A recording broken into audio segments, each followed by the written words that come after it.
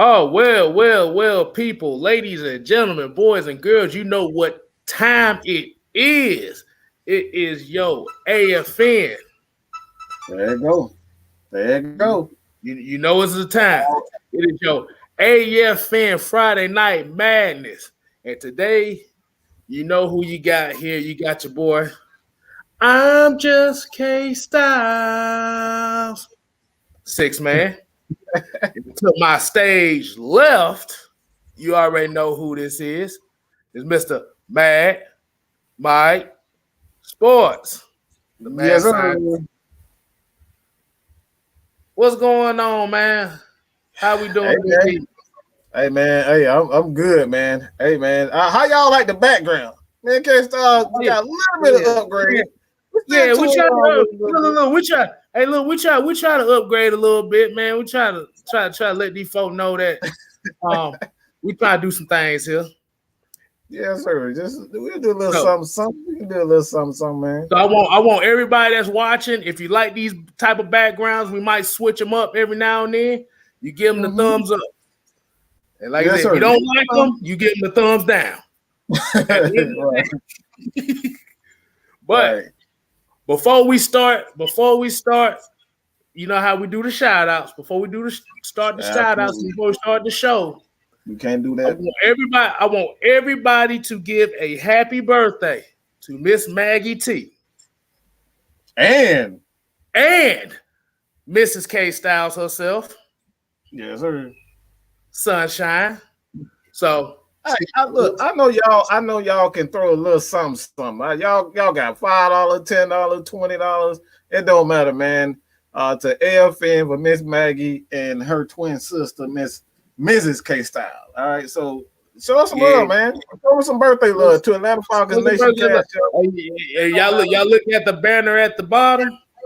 Like I said, you go ahead and donate to the Cash App. Like you said, just to show them some appreciation. Mm-hmm. Yeah, hey, she's in the chat, so y'all can definitely give her a happy birthday right there in the chat. Yes, I'm not the singing type, so we're not singing shit around here. I know I can't say one for shit. Exactly. I can do K Styles, but that's about it. But you know, let's go. Let's go ahead. Let's go ahead and give some of the shout outs, man. Because I know a lot of people been sitting here waiting on us. You know, we had to do a little technical difficulties with these backgrounds, so we're trying to make sure this shit works. Hey, your shit look better than mine. My shit look staticky as fuck. Hey, man. Also, we still playing around with this. Hey, we still playing around with this thing, man. Eventually, we get this stuff better. So let's go ahead and shout out the people that's tuning in right now. We got the Nation in the building. Joseph Thornton, Harrison the Bunny 2. I haven't seen that name in a while. Isaac Crimes. Hey, that Dynamite is in the building. Byron Jackson, Asia Green. That's the princess of the AFN. Like I said, y'all make sure y'all know best behavior. She's one of the moderators. Just as long we got Michael Walker in this building here. We got Atlanta Nation in the building. Jason Nails, Cartier Walker. We got Alice, Jason Nails, Feisty Falcon Fan, GA Red Clay, Smitty Sports Machine. Shouts out to this, but appreciate you tuning in, man. Y'all make sure if y'all haven't subscribed to Smitty Sports Machine, y'all go ahead and give him a subscribe. Show him some love over there. Willie Price, Christopher Ballou, YMOF Jamal, Iron Mike, Shantae Thompson, Clay Melton. Hey, we got a $5 super chat for the birthday twins. Happy birthday to you. Happy birthday, motherfuckers, y'all. Hey, you had to throw that one in there. I had to throw that in there, bro, because I'm 2 years away from being their age, so. Hey, man. We got Ghost Peppers in here, Dreddy in the building.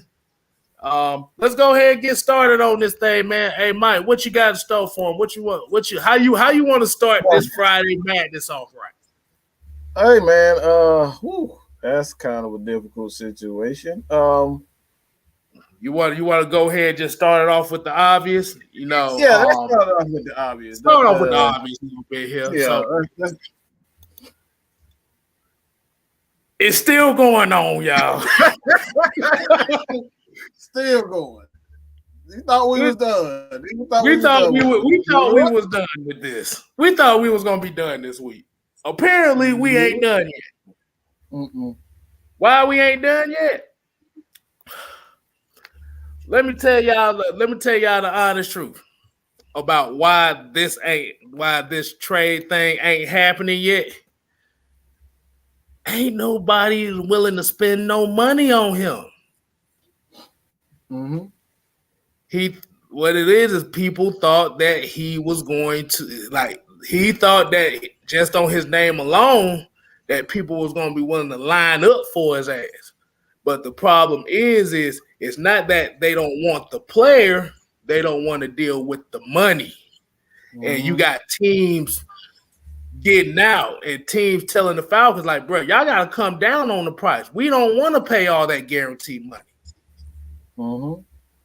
Which got me to thinking, maybe that's the reason why they was asking him to take that restructure deal, that moving that money around to help lessen the blow of teams not wanting to get him. Because at the end of the day, he wanted out anyway. Maybe that restructure they asked for him was going to be like, okay, yeah, we're going to restructure this. This will make this easier for you to move on. Mm-hmm. So do you think that this is kind of like a pride move or a pride chess move that he tried to make that backfired? Or is this one of those things where the teams want him that badly, but they don't want to pay the money and the price to have him on the roster? Not on his reputation, but just the money aspect of it. Mm-hmm.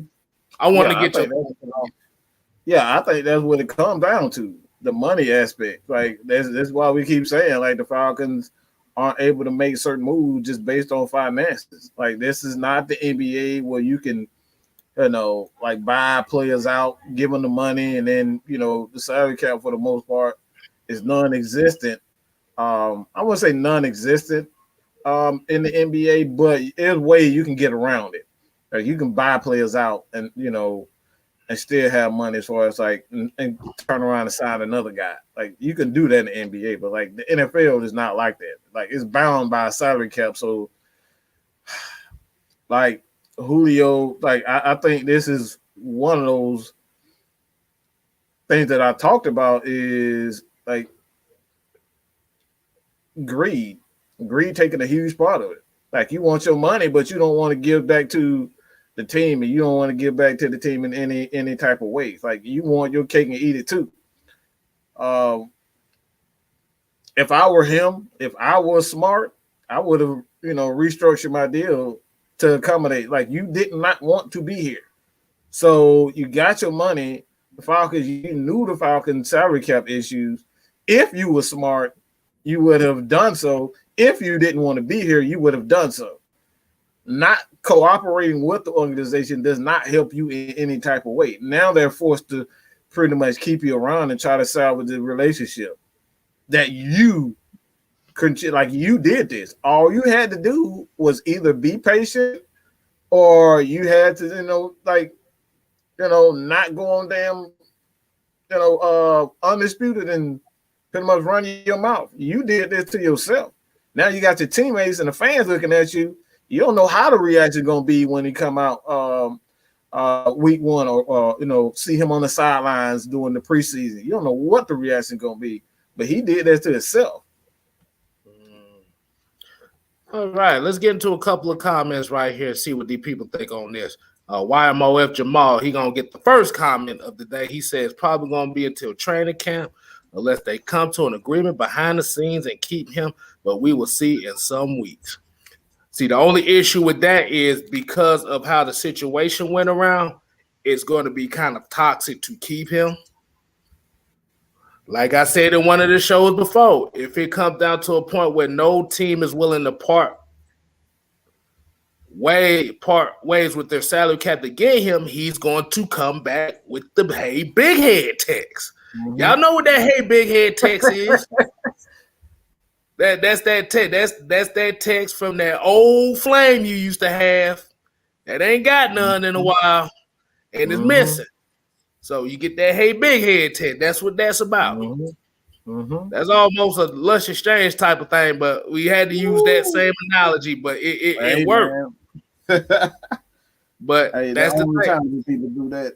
Only time that people can make that. Exactly. You can turn the phrase. K-Style can turn any phrase, what? Hey, that's why. Look, that's why K-Styles, motherfucker. Hey, I'm weird like that. I come up with type of scenarios for everything. But let me go ahead and cut that phone off before Anime come in here and start talking shit. I don't have to clap like that's on camera.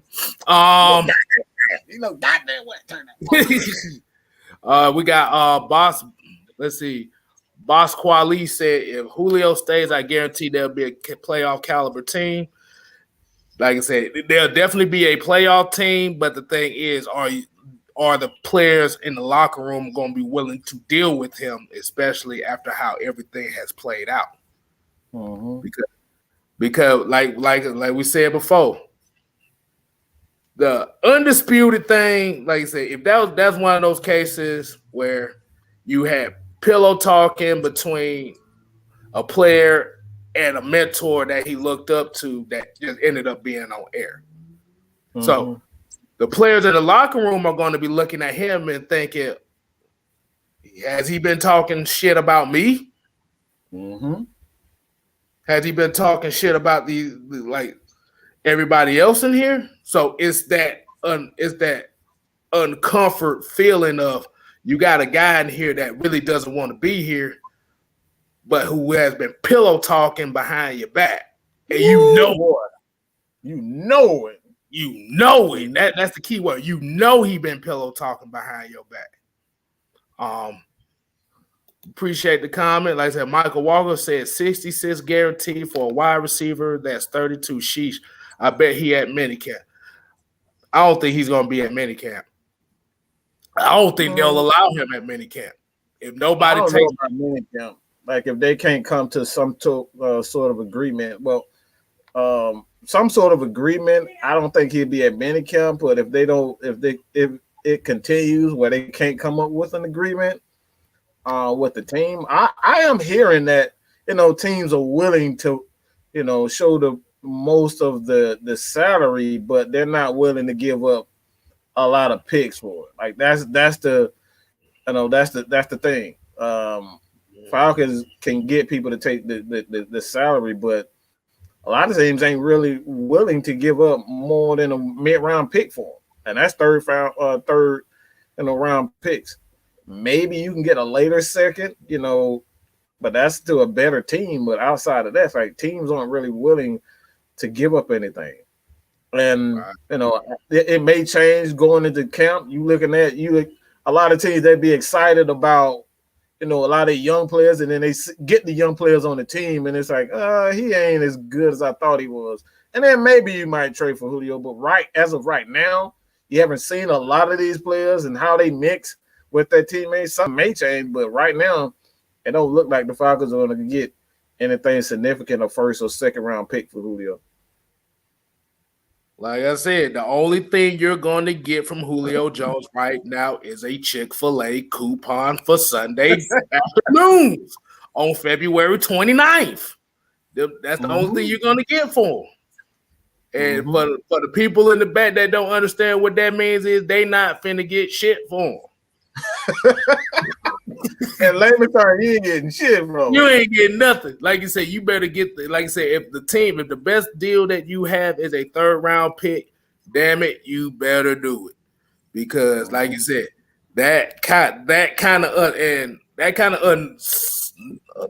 hold on, I'm trying to get the word right. That kind of uncertainty to have in the locker room is detrimental, especially for a team that's trying to rebuild a culture. But gonna have to talk to every one of the leaders there. He has to. He got to talk to Calvin. He had to talk to Hayden. He got to talk to Matt. He got to talk to Grady, Debo. Like he got to talk to the leaders there. All right. Like he got to apologize. It's like, man, I was just frustrated. I'm tired of losing like that. Like I apologize, man. I promise you. It ain't no hard feelings. I'm just like, look, man, I just want to win. Like he got to come with that type. He can't come in there with no bullshit. Like he got to lay it down on the lines. Like I promise you, it won't be no issue. You ain't got to worry about me. I'm gonna just do this and do that. I apologize. Like he has to mend that relationship. Is it impossible? Hell no. These guys have been in war, with each other for the last him and Matt Ryan been together for the last 10 years. You know what I'm saying? So there's no, I don't think there's anything that says it's impossible. Like shit, I done had plenty of fights with homeboys and family members. We done said some crazy stuff to each other and, mend the relationship. So I don't believe it's impossible. I just think he can't bullshit around and, try to act like nothing happened. That's the biggest thing. Don't try to pretend like nothing happened. Because you did, and now you're looking at the media coming out and said Julio said Matt Ryan lost a little zing on his deep ball. I mean, I don't know if I believe him saying that. I just don't believe Julio would say use a word like that. But like that's a Mel Kiper term. Yeah, that's a Mel Kiper thing. Like I don't believe Julio said no shit like that. You know what I'm saying? He may have said Matt Ryan doesn't, throw the ball like he used to, which he doesn't, but it's not so far gone where it's just like, no, I can't play with Matt Ryan because his arm is far more superior than a Drew Brees and a Tom Brady at this stage in their career. His arm is far more superior. Right. Let me get some more of these comments here. Cartier Walker said Julio should know no receiver lasts forever in the NFL, aka not for long. He's just not humble. Run the damn ball. Yeah, he spelled it right. Ball. He spelled it right. B-A-W-L. Run the damn ball. Run the damn ball. Exactly. We got Smitty Sports Machine says keeping him will destroy the locker room. They need the money, so I think they'll cut him. See, the only issue with cutting him is you're not going to get nothing. Like I said, you're only going to save about $2 million just cutting him. But the problem is that salary cap, that dead cap number is going to look really bad, especially if you're only saving $2 million if you cut him. So you have to trade him right now. You have to. Cutting them ain't gonna do no good for us. Let's see what else we got here. Hold on, I just had it right here. We got Shantae Thompson said he will be there either. He's too cocky right now, and I feel like they staff probably feel betrayed and didn't expect him to do what he did. Hell, everyone didn't expect this. Shaking my head. Nobody did. Because the thing about it is, there's nothing wrong. It's nothing, like I said, if you wanted out of Atlanta, there's nothing wrong with that.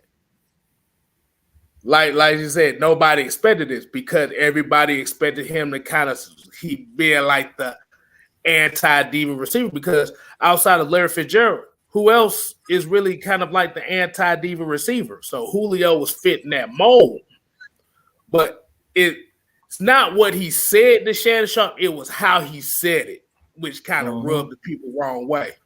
Like I said, you could say I'm out of here or I'm out of there, but it was a cocky, like she said, it was a cockiness behind it when he said it that kind of hurt a lot of people. So, like I said,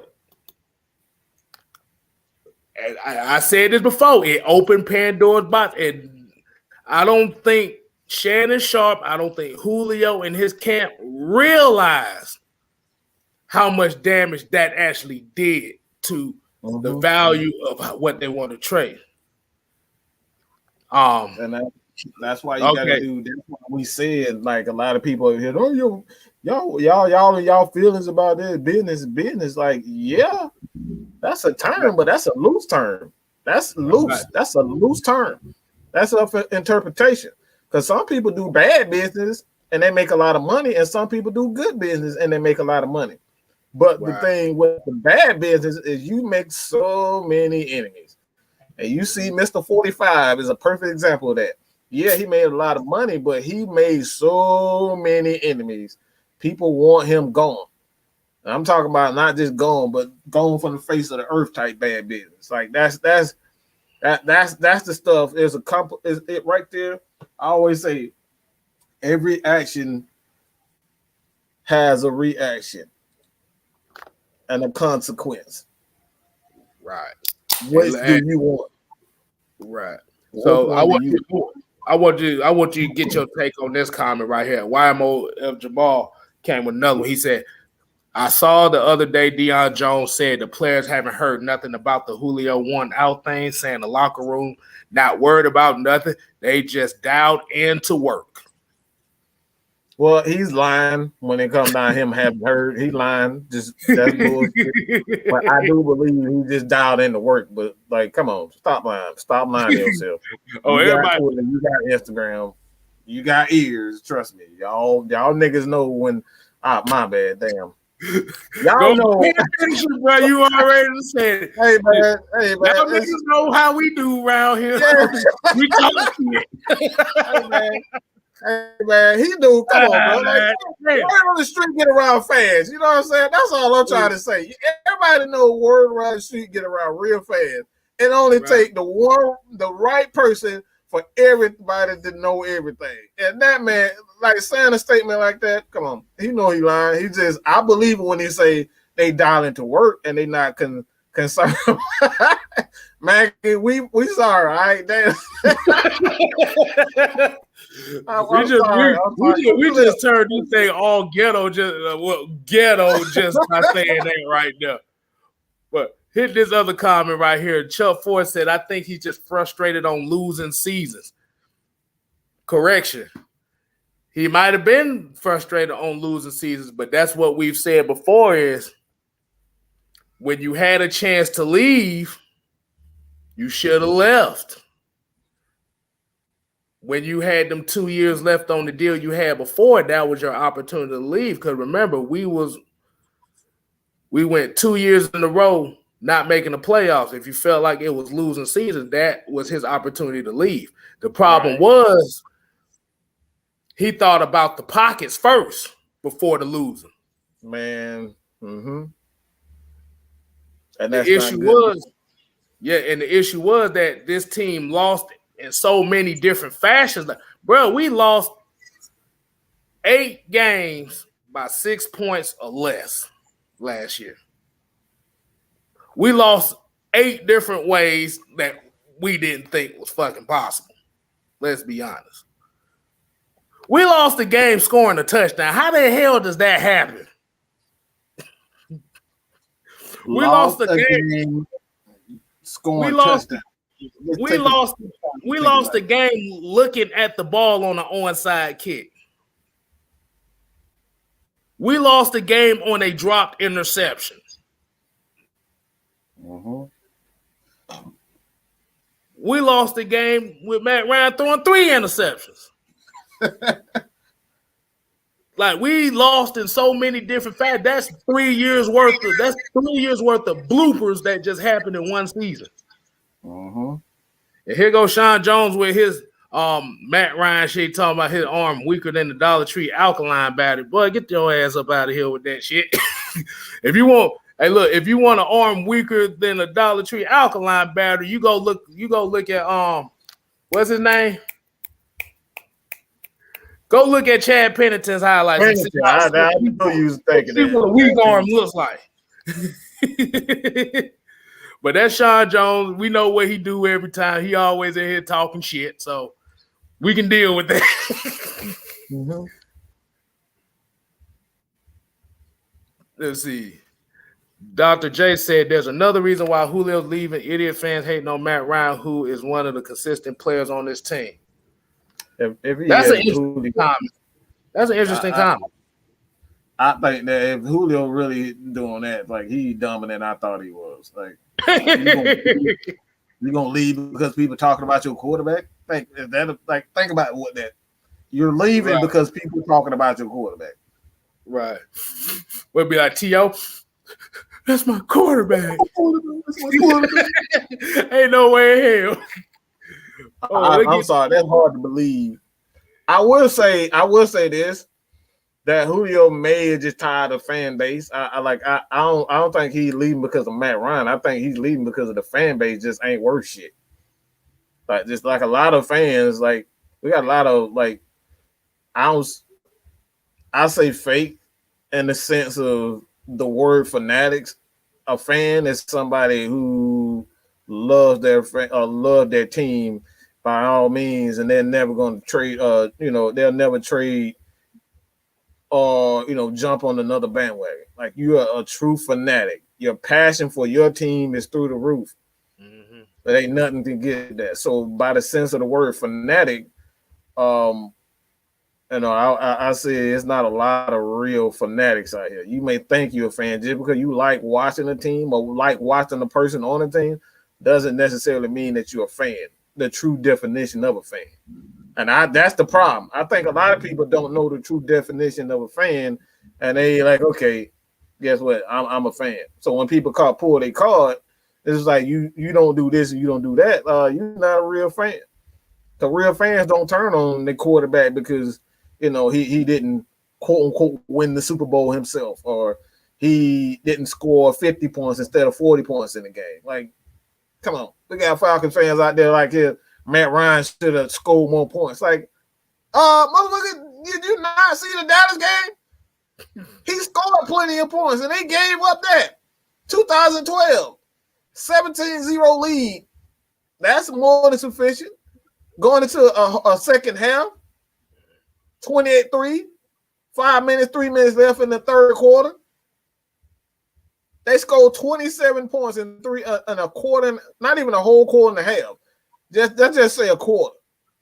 27 points in a quarter, and you talking about Matt Ryan. Like, that's the stuff that we talking about. So it's like real fans, hold everybody accountable. Like that right there for this new regime and for a lot of fans, accountability is the key word now. I think that's the focus of all the fans. Like Matt Ryan is going to be accountable. Julio going to be accountable.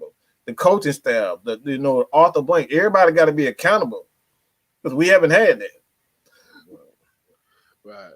And the disclaimer is, if you do not fall into that category of that fair weather fan, that comment was not about you. So we just should put that disclaimer out because you got some true Falcon fans out there. They're just overshadowed by the ones that really are not fans. They are seekers of the moment people. That's what I call them, seekers of the moment. But we got Tony right here. He says, as I stated a week ago, the organization will try to trade him. I wish Julio will. If he's traded, still my favorite player. I will still root for him, just not against the Falcons. And the thing is, people still love Julio to this day. That's why people are hurt. People still love Julio. Mm-hmm. Like I said, you cannot love Julio for what he did. You cannot love his skill set. Mm-hmm. It's just that the issue is the situation getting out to what it did.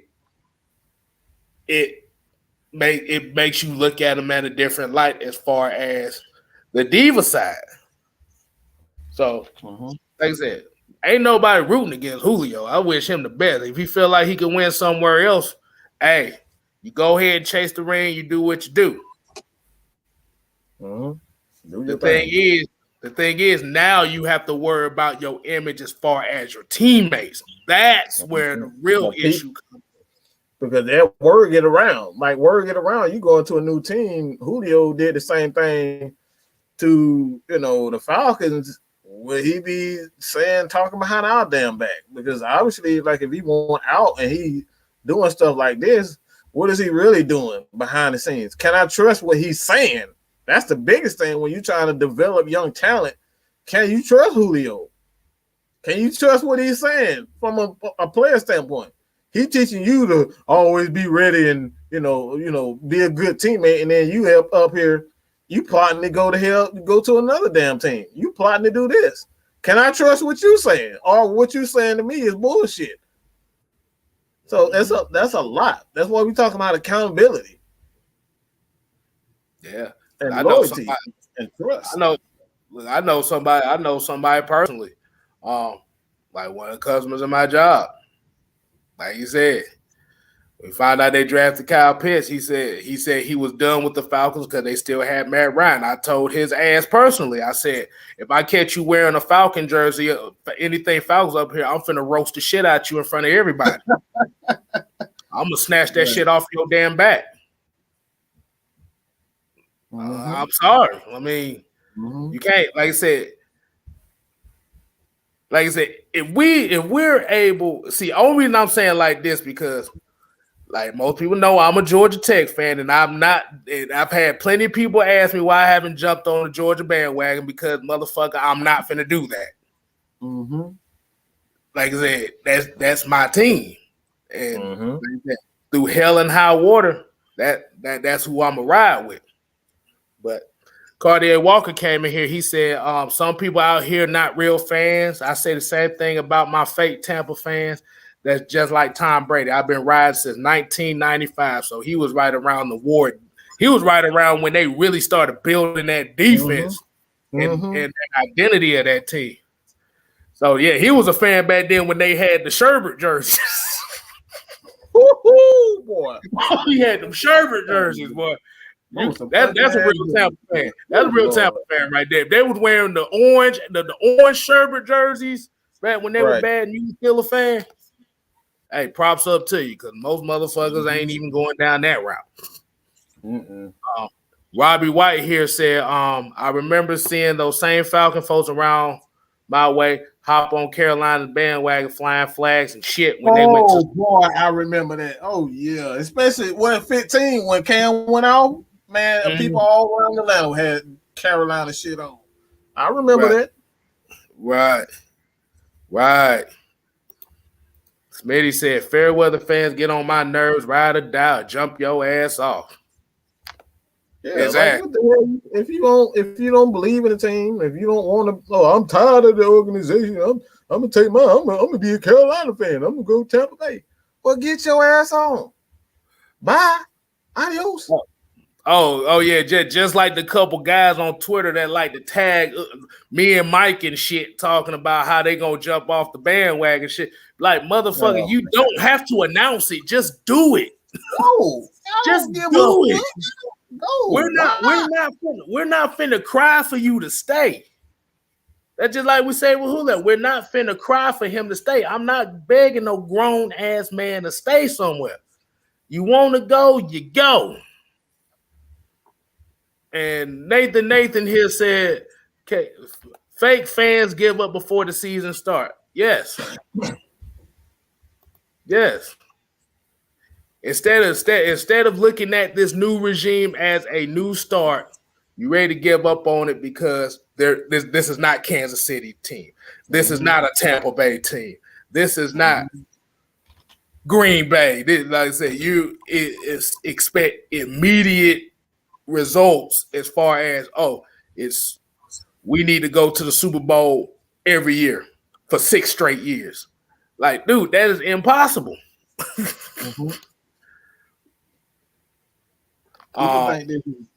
People have gotten used to crap like seeing, the Warriors won, seeing LeBron run as far as like the finals is concerned. It's like the Bulls, the Lakers, like that shit don't happen a lot.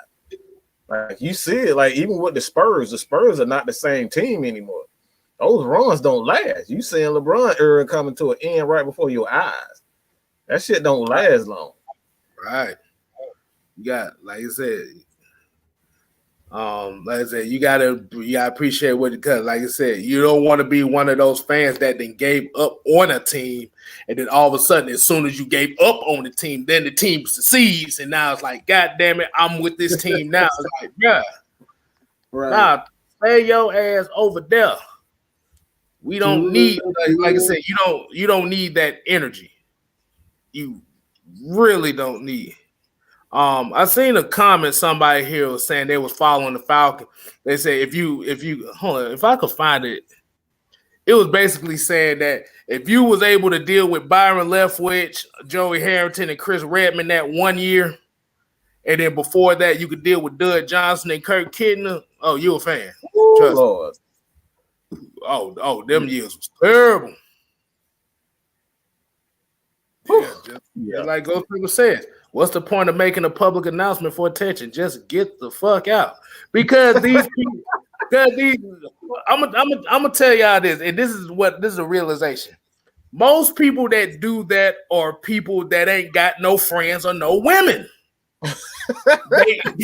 I'm telling you what it is they want people to comment on their stuff so they can say, oh, I got friends. Oh, they care about what I think. Like, dude, just go. Y'all seen that draft show? That one guy came in here talking about 4-12. Like, they go to Chicago, whatever. Don't announce it to me. Like I said, I don't care. And that's the problem is when people don't care what you think. See, the people that feel like people that don't care about what they think, they get into this panic, social media junkie, scared bitch mode. That's what they get into. I don't like saying it like that, but it's about as real as I can say it. Now, Julio, enjoy my world. Nope, he ain't left yet. He ain't left yet. That's the reason why we still talking about it. Exactly. Unfortunately, we still going through the same damn saga. And speaking of that saga, what'd you feel about Arthur Smith and what he said about the and how he felt about this? Like, personally, I feel like he's like, bro, just hurry up and get this shit done so I can focus on my team. I didn't get that feeling like hear him speaking. I didn't hear that. I don't give a fuck no more. Like before, I felt like a bad energy when it came down to talking about Matt Ryan and Julio Jones. I don't I didn't get that look. I mean, I didn't get that look consistently. All right, I'll say that. I didn't get that look consistently. When you get that look consistently, then we know that dude, like he pissed off. So now, I think what I saw from his person, I saw a guy that was a little bit more optimistic that possibly they can make something happen, like salvage the relationship. And this is something that I said during on Twitter, and I did on Joy and Smitty show. I said this also. So like this possibly is one of those situations where as bad as it looks, Julio may not have a choice, but Julio and the Falcons may not have a choice but to come back and try to salvage this relationship because let's face it, you 32, dog. Ain't nobody gonna want to pay you, and nobody want to give up a second round in the first or second round for you. Teams are ready to give you, like, if you can give me 3 third-round picks or something like that, maybe I'll think about it.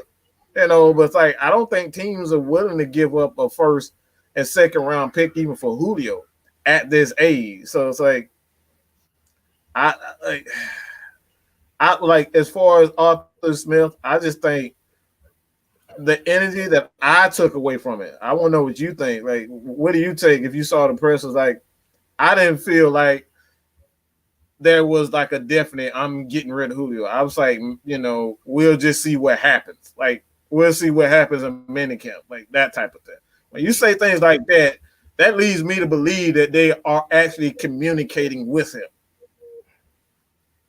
But Yeah, before I get to that, I'm gonna get Don Keith and get her a shout out here. She's Bill's Mafia here. Yeah, you like I said, like we said. Whoa, thank you for tuning in. Like I said, we definitely welcome fans of any team in here. Like I said, this is a Falcon channel, but we welcome every fan base of every team. Because at the end of the day, we're talking football regardless. So she said she is torn between wanting Ertz and those who want Julio. If y'all get Julio, y'all better give up one of them damn defensive players. I'm telling you now. You don't want the defensive players. We need that. Because I got a bone to pick with the Bills because they literally picked me and Mike's favorite players out the draft in the same damn draft. How the hell you get Gregory Rousseau and Boogie Basham in the same draft? That was Mike's favorite player in the draft, and Boogie was my favorite player in the draft, and y'all got both of them. Right. How the fuck that happened? But hey, like I said, hey, you're welcome. Like I said, we ain't got no issues with it. I saw another comment in here. I done got messed up. I done got messed up because I saw Bills and I was just thinking about that dreaded draft night. Like, golly. Right. If y'all make sure if y'all see that a couple of them, it was day 1 and day 2, so you have to go through 2 different damn videos. So never mind on that. But yeah, like I said, y'all make sure y'all hit the thumbs up and share this video with your people that might not follow the channel. Like I said, you can follow Mad Mike Sports, Just K Styles. Oh, we got a Niner fan in there, Lord Megatron. Oh, Lord Megatron. Megatron said, bang, bang, Niner gang, we want Julio. Hey, y'all can have him. Y'all can have him. Like I said, you can give us some In-N-Out burgers. Give us some sexy third-round pick. We don't need no players. Just give us some In-N-Out burger coupons and some draft picks. But make sure that look, I'm gonna add, but I'm gonna just say, are you willing to take on his contract and willing to take his guarantee monies? That's the key factor. You got to take his key, and that's why everything is holding up because nobody wants to take the guaranteed money. Yeah. Let's see. Oh Lord, yeah, this is a problem that I have right here, and this I have to get to these fake ass rapper sports fans in Atlanta. So it was mighty funny how Bow Wow was such a real Falcon fan in late 2016 and on the Super Bowl, but he wasn't around early in the season or after 2006. Where he and the others go to because they wanted to ride the train. Go and ride the train and ride it. Ooh, that's all they were playing in their head. Go and ride the train and ride it. Ooh. All they were doing was looking for photo ops. That's all they cared about was the photo ops. Oh, that's all. Everybody came out then, man. Everybody was down there. We had the Brad out there, Jermaine Dupri, T.I. never show up, but that damn Welcome to Atlanta shit. That's the only. I'm so damn proud of that damn song. Out of all the anthems that we got here in Atlanta, you choose the Welcome to Atlanta by him. Exactly. Man, get your goof ass on out of here, bro. We don't care about that shit. I love the song, but damn it, bro, you ain't repped Atlanta. You never really repped Atlanta sports teams like that, so we don't give a fuck about that. Right. Really, the only entertainers that we know that really rep the Falcons like that is really Ludacris, Big Boy, Chris Tucker. That's really about it. Everybody else is like, nah, y'all get your asses on somewhere. Let's see what else we got. But yeah, speaking on the Arthur Smith thing, I kind of it did sound like some optimism, but I think it was more so optimism as far as how he feels like how this team has been performing in training camp. And it's more so like he's willing to leave the door open for him to come back, to open that up. But at the same time, he's being more satisfied with the guys he got in. Because at the end of the day, I got that. With the stunt Julio pulled, he's no longer going to be a captain on this team because in order to have that captain badge, you have to be somebody that the coaches trust in the locker room. Mm-hmm. Julio's not going to be trusted in the locker room. So he could lose. Like, even if he comes back, that captain badge is gone off of him. Mm-hmm. And that's kind of what I feel. That's why the vibe I get from Arthur Smith, like he's willing to bring him back. But personally, I can't bring back somebody that literally just told the rest of his teammates, man, fuck out of here. I'm out of there. I'm gone, man. I'm gone. I'm out of that, man. Come on. So Tony Rice said, hold on. Chris Dunlap said, lost all trust. How we know if he's putting in 100%? And that's what I'm talking about. You're not going to know what he really. Let's see. Still much love for the Falcons. We appreciate your players. Remember, Kyle was out. Oh, we know. Trust me. I'm about to say, when y'all lost the Super Bowl, it kind of brought back flashbacks on our Super Bowl too. So we kind of know. We kind of know. That's exactly how we feel. So we caught some flashbacks on that too. So hey, y'all do y'all thing. Like I said, I'm gonna ask Lord Megatron. So how do you feel about gambling your future on Trey Lance? I want to know how you feel for honest opinion. What's how not just only yours, but like the general consensus as far as the the fan base is concerned. Like, what do they really think about it? Right. Because I know that was kind of a huge gamble. I don't believe y'all should have traded up that high to do it.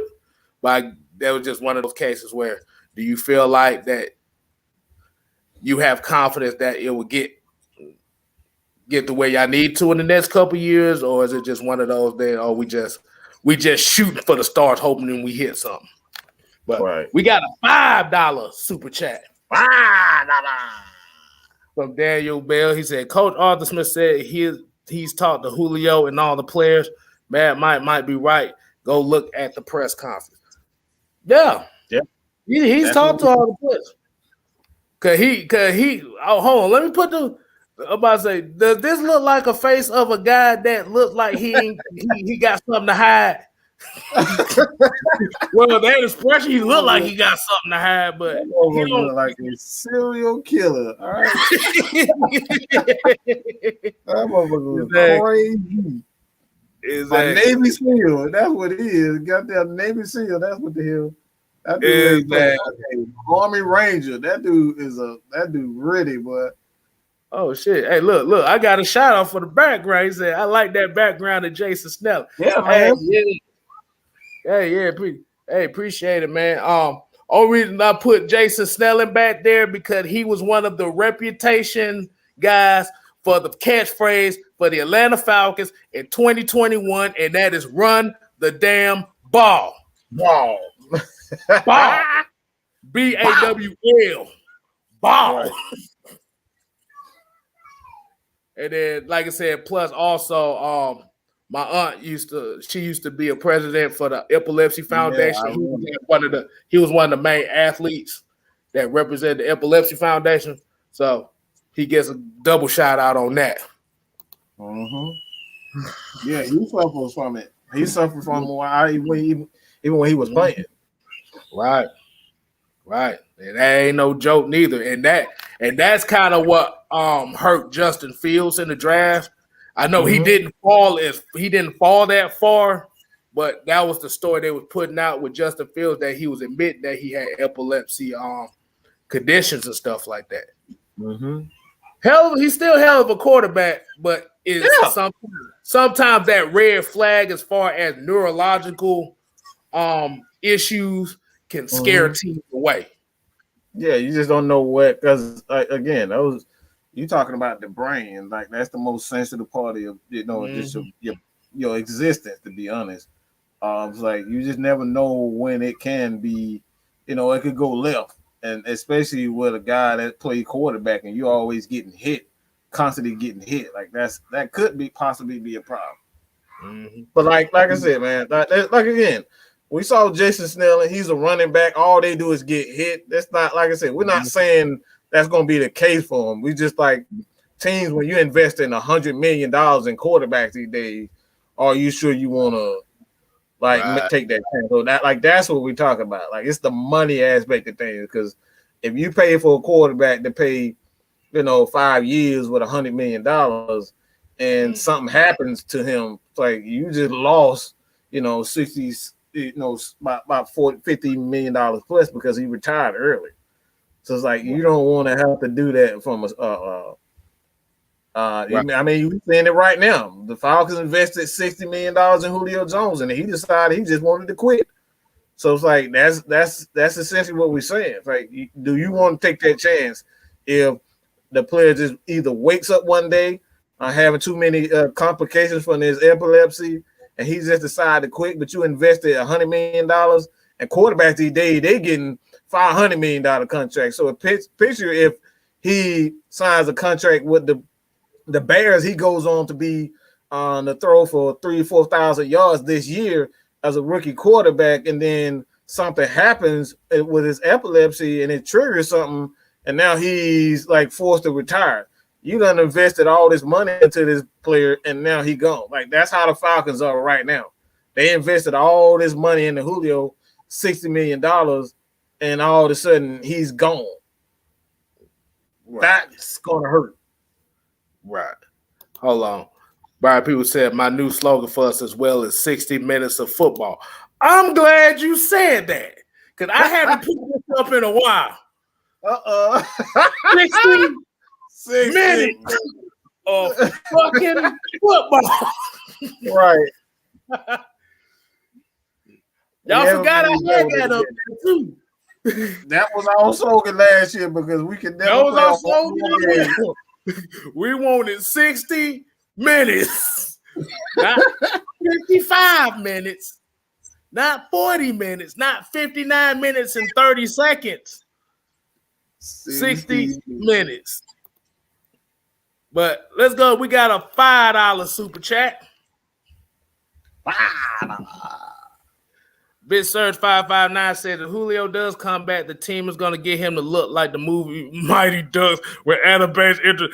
Oh, God. Oh, that was my movie. I love that movie. The third one sucked, but the first two was good. Boy, that motherfucker came back in that locker room. Everybody looking at him like, son of a bitch, you came back. So we know you ain't gonna leave this time, right? Hell no. Hey, like I said, I love Mighty Ducks. I love that franchise though. I love. Oh yeah. I got that Disney Plus, so I'm definitely a fan of it. Exactly. Yeah, the nation said. Right, a different slogan. Rise up is so old. Let's leave. Rise up died. When Aaron Donald have a slogan, so like at this point, we just gotta keep rise up, because brotherhood that shit been played out. Exactly. So rise up ain't going nowhere. Like, that's the only thing we got to say was rise up. We can't say nothing else. What we gonna say? How you gonna rise up from somewhere you ain't even been up from? Can't say brotherhood, because after Aaron Donald yoked up Devontae Freeman, both of them catchphrases died. Well, now technically, because Devontae Freeman literally did rise up. He got rose up from Thanos. That man like had the death stroke. What's that? That's damn. Who was it? It was a comic book. I think it's Superman, where he had him like hang. Had the Superman. Yeah, like this. I think I forget who it was. Exactly. That motherfucker had the great Khali double choke slam on his ass. Yeah, that was like this, boy. Like,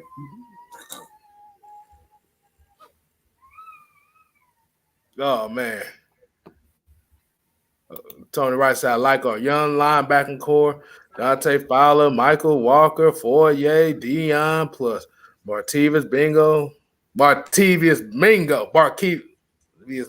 Errol Thompson, Kobe Jones. Hey, you forgot Brandon Copeland in that too.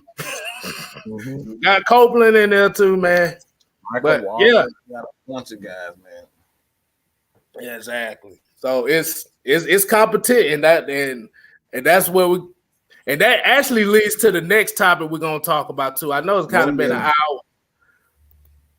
Quadri Olesen gets majority snaps at running back in OTAs now.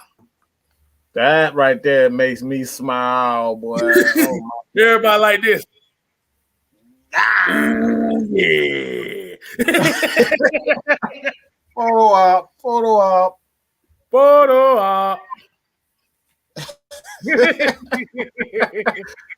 Exactly. But like I said, since Mike Davis, we call him Brinks truck. He didn't show up for OTAs, so they allowed Quadre to go ahead and get some snaps with the first team, and everybody's happy because damn it, finally. But what was the hashtag? About damn time. Like I said, let him get a chance to get some snaps. Let him get a chance to practice. And like I said, show what he can be made of. Because I believe that he was one of our best running backs we had the last couple of years, but he just never got the opportunity because of Farmer Fran bitch ass. Talk about he doesn't know passing concepts and whatever reason. Hell, Farmer Fran didn't even know his own damn passing concepts. I mean, all he knew was damn hook routes and deep passes. That's it. Go routes, hook routes with fullbacks lined up in the X slot and shit. Draw plays and dives. That's all he knew. He had 4 plays. He literally had the Joe Montana football playbook. Well, that was more complicated than his damn playbook. It really was. His stuff, not a lot of crosses. Just like it was the same stuff. All receivers running the same routes in the same area. Like it was a mess, man. And like I said, that's why I was like, I don't know how Matt Ryan even passed for 4,000 in their offense. I'm surprised he didn't get murdered out there. Be honest with you, that shit was so predictable. Which brings me to Instagram. Somebody on Instagram. I believe it was Fred. Hold on, I'm gonna pick. But it goes to say, as far as like Matt Ryan is concerned, six TDs and made him the only quarterback to have at least 6 scores through the air versus pressure in each season since 2016. So every year, Matt Ryan, when under pressure, he is the best quarterback when it comes down to throwing touchdowns when they're under pressure. And that's consistently every single year. Put that under perspective.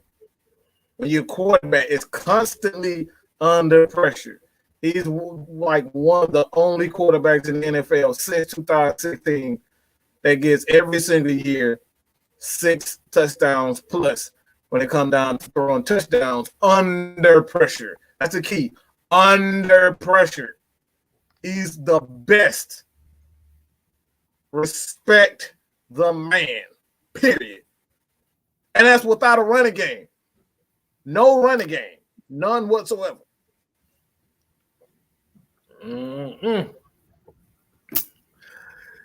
Yeah. Don't remind me of the non-running game, bro. Don't remind me of that.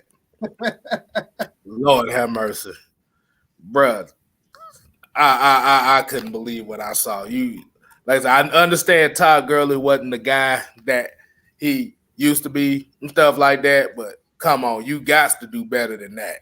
You had to. Bruh, Todd Gurley caught 21 passes last year. Or the 27, it wasn't even 30. What the hell is you doing? Come on, you ain't even throwing it 30 times. Come on, bro. Like that's sad. I know what his playbook remind me of.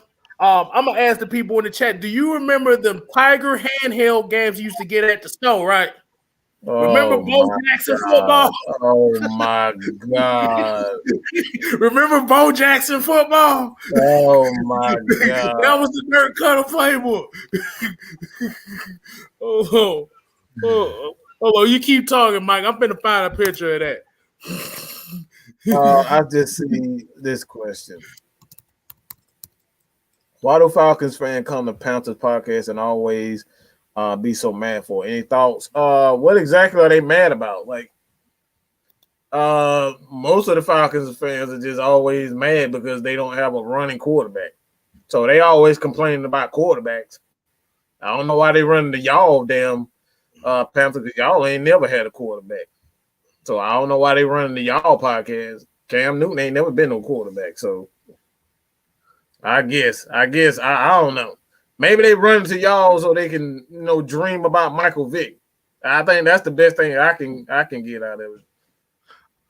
Oh, I say my thing is those. See, this is what we're talking about. Those are the Falcon fans that we are ashamed of because, for one thing, they like to air their They air their grievances out, like Mike said, because they hate the quarterback we have so much. Yeah. It's sad.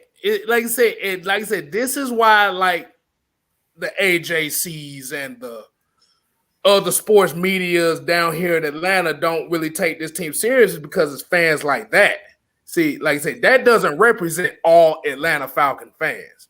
Like, those are what we call the obsessors. Those are the Matt Ryan obsessors. That's what we nicknamed them. We don't call them haters, Matt Ryan haters no more. We call them Matt Ryan obsessors because they are more obsessed with hating on Matt Ryan than they are of the team's success. Mm-hmm. They just want Matt Ryan gone at all costs. So they exactly. If they don't get any energy on Falcons podcast, they run to your podcast. So that's probably one of the main reasons why they do it. And like I said, man, like Cam Newton ain't never been a quarterback, so the best thing that I can come up with is Cam Newton is a lot like Michael Vick. Just got a strong arm and he can run well. Like that's the best thing I can do. So they love Carolina, and a lot of I'm sure that you know this, being a Carolina fan. A lot of Atlanta Falcons fans were on y'all bandwagon when y'all went to the Super Bowl in 15, 16, mm-hmm. the 15-16 season. So like a lot of Falcons fans were all over. Like they was all over Cam Newton. People I knew that were Falcons fans were buying Carolina Panthers jerseys, and I saw this myself. Yes, sir.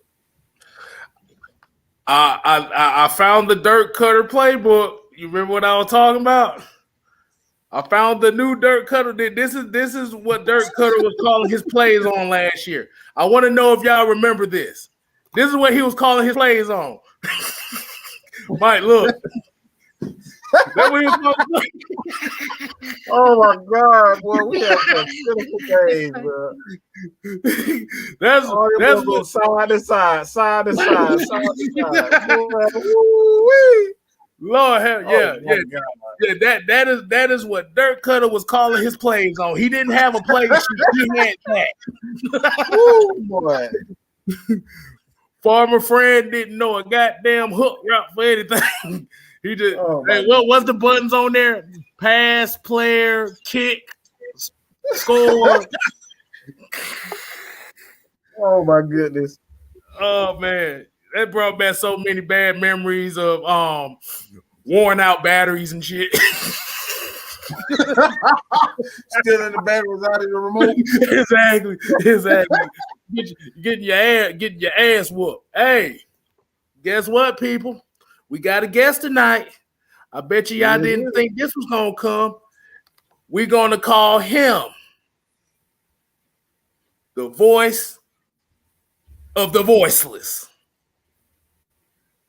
the affiliate of AFN. If y'all don't know by now, VF Baller. Man, y'all crazy, man. What's going on, man? How y'all doing, man?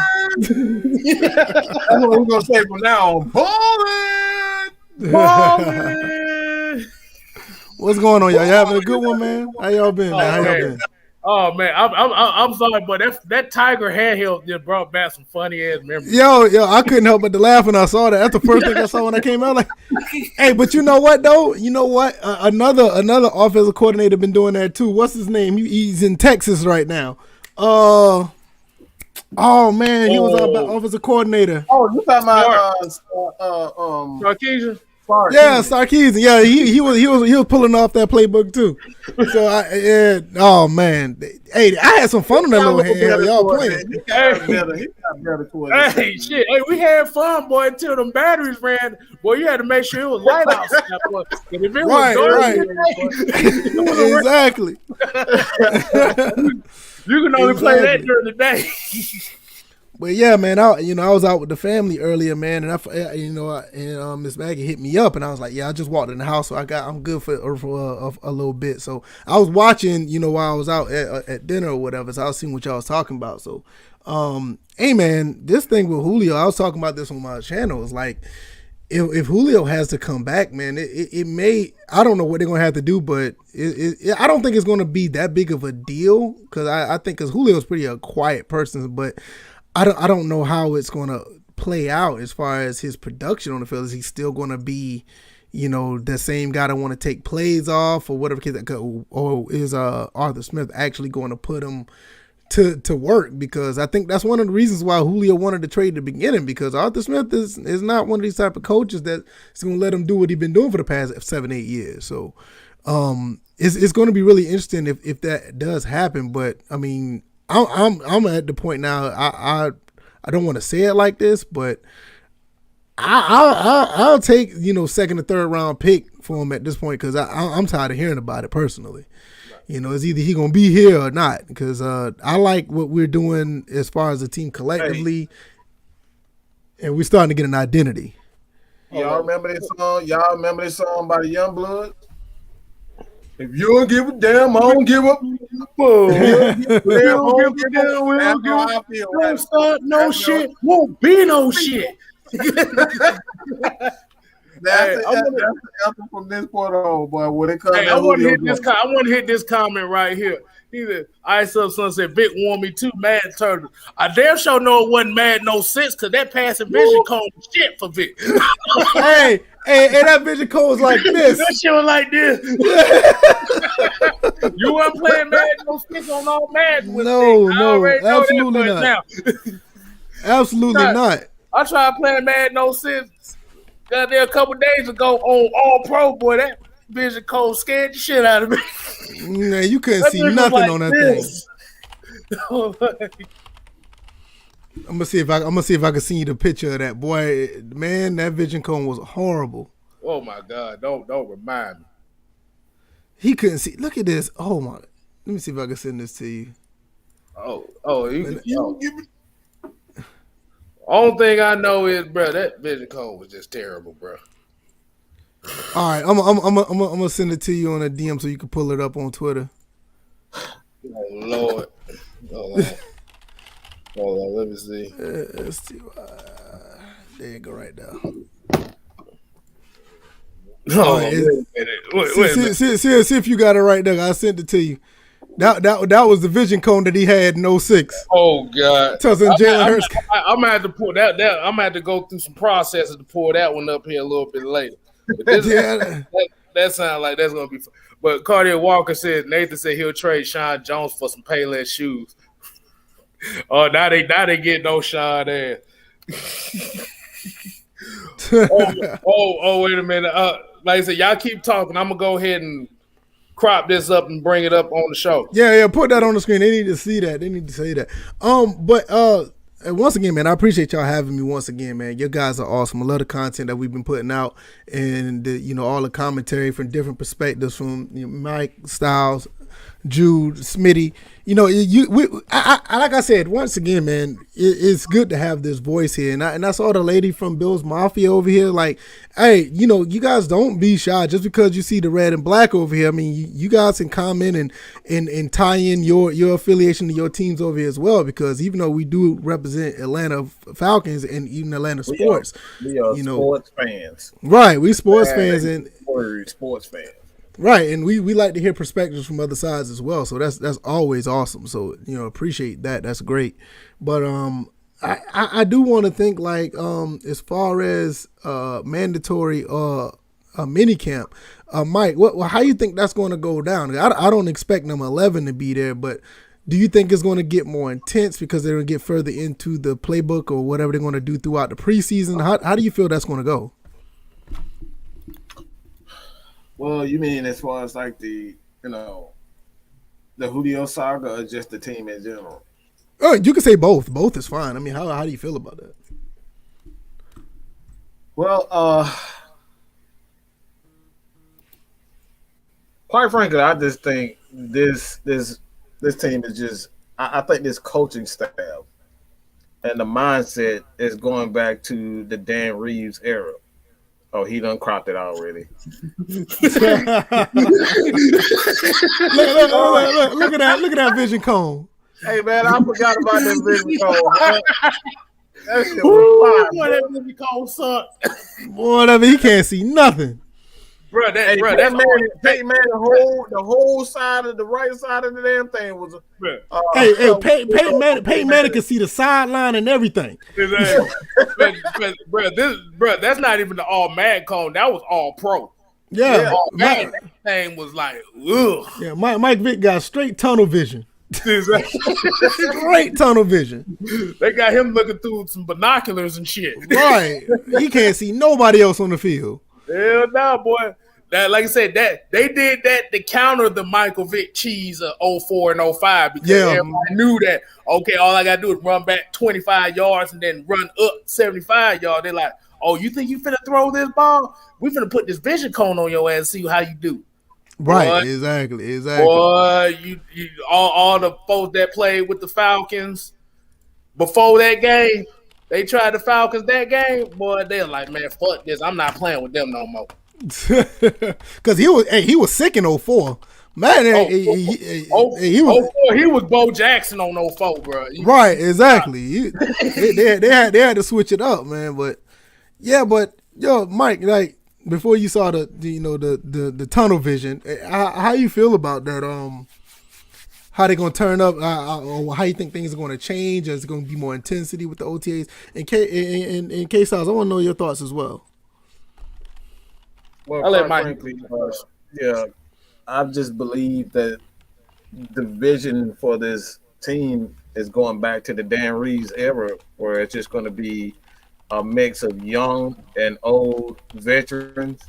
As far as the coaching staff is concerned, because that's one thing that Dan Quinn received a lot of flack from his peers, is that he didn't have a lot of veteran coaches on his staff, and they kind of brought.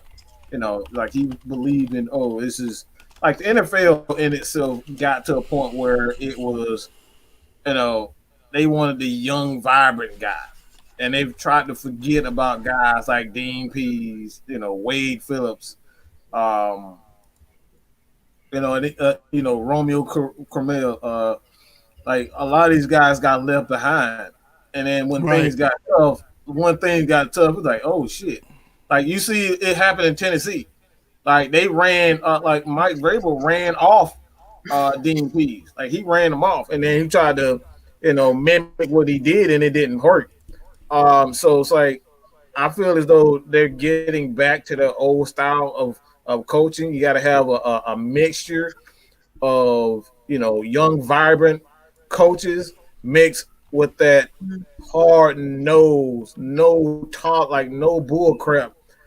Coaching staff, because that's what I see with Arthur. Like he's bringing in young guys who are, praying to be one of the best. The offensive line coach, I forget his name, but the offensive line coach, he's one of the up and coming coaches in this league. Like he's one of the premier offensive line coaches, not only in college but in pro. So I think that's what I expect the Falcons to get more, back to is having that coaching staff that it ain't gonna be no bull crap. You're not gonna step in and think your ass not gonna practice. Like if you can't practice, you're not gonna play. And I think that's what Julio is concerned about. Like he knows he not have that favoritism now. So it was an act of desperation to see what the market was for him. So at this point, I feel like Julio has no choice but to sit down and act right. It's like that kid in that ain't got he go to school, act a damn fool, and then when their mama show up in the class with that damn belt, it's like, oh shit, my mama here. Like that type of shit. Like Julio, that's what Julio is right now. Like he know he can get away when he get away with acting a fool when he go to school, but when his mama show up at school, he's like, oh shit, my mama here. That type of stuff. So that's why I feel like Julio going right now. See, and I was like, I kind of got that feeling too because he asked for a trade around the same time those guys came in, and I had a feeling that's what was the case. Mm-hmm. I want to get because Sean Joe talking about I'll trade everybody in the chat for a Mad Mike Hold the Top T-shirt. Hold on, I gotta defend the chat here, man. I said I'll trade Sean Jones for a Laterrence Dunbar jersey from the Goodwill. I had to throw one in there. What the hell are you talking about? Like I said, you know Sean Jones be coming in with that crazy ass shit. You do it every show. That man said a hold the top. What the hell's on your mind talking about hold the top? A hold the top. I guess he said a hold the top that has Mad Mike on it. Oh, I was like, I'm trying to figure out like, what do you do? You know that dude crazy here. Oh Lord. Oh my goodness. But go ahead, Mike. I just want to throw that one in there right quick. Yeah, that's my take, man. That's my take on that. What about you, K-Style? How you feel like? How you think they're gonna do this whole thing when it comes to mandatory? You think they're gonna turn it up a little bit, get more involved because they kind of got a feel of where everybody is at now. Even the rookies that came in and the earlier voluntaries. So how you think that's gonna play? Oh shit, boy. That's what these OTAs. That's what they've been doing the whole time. They've been trying to find the guys that are hungry. And then, like you said, even with the guys like Grady Jarrett, Matt Ryan, Calvin really kind of sat out a couple of them. But like I said, you got your main leaders out there that's willing to show these young boys. So he's looking for that camaraderie right now. That's what those OTAs was about. Those voluntary OTAs about. It's about building the chemistry. And now going into the mandatory side of the game, like I said, now everybody kind of like you say, everybody got a feel for each other. Everybody knows what everybody's tendencies are. He might break the certain way this way. He might, use his hands in a certain way. But he wants the guys that want to be there. Like I said, Julio, like I said, he might still open the door for Julio, which I really feel like is not a good idea. Mm-hmm. But in reality, and I've said it before, Julio might have just lost his captain badge just over this alone. Oh yeah, absolutely. Absolutely. This is a new regime. There was no guarantee he was going to be the captain. Exactly. That's what I'm saying. That's what I'm saying. They looking for their alpha dogs. And it's crazy. It is crazy to sign in the way they drafted. Like I said, one of these rookies might get that captainship if they motherfucking show out. Let me say something because I think this is appropriate at this time to say that because you brought up a point as far as teams, coaches. As far as them naming guys captains, like I think it was a precursor for things to come because when you look at the Falcons, the people that they named as captains, like Ricardo Allen, as much as everybody say that dude wasn't no damn captain, he was one of them soft ass dudes that they can manipulate and they can, they know he ain't gonna talk back. So they pick the softest guy that they can find that they say, okay, he's gonna be my do boy. When I need to convey a message, he's gonna be my do boy.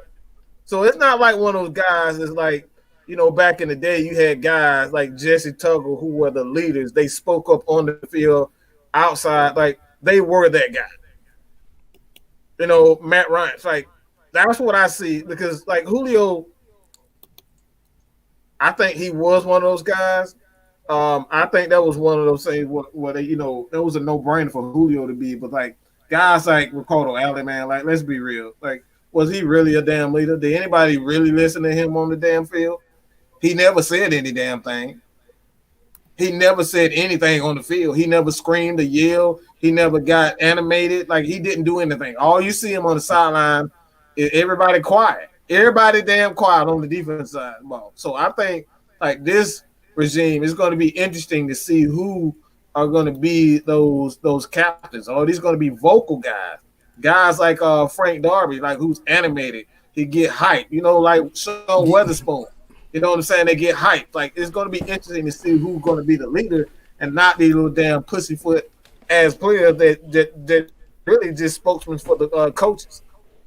I can see Darby being one, probably sooner than later, but definitely later down the line, like his second, third year, definitely, because he just has that energy.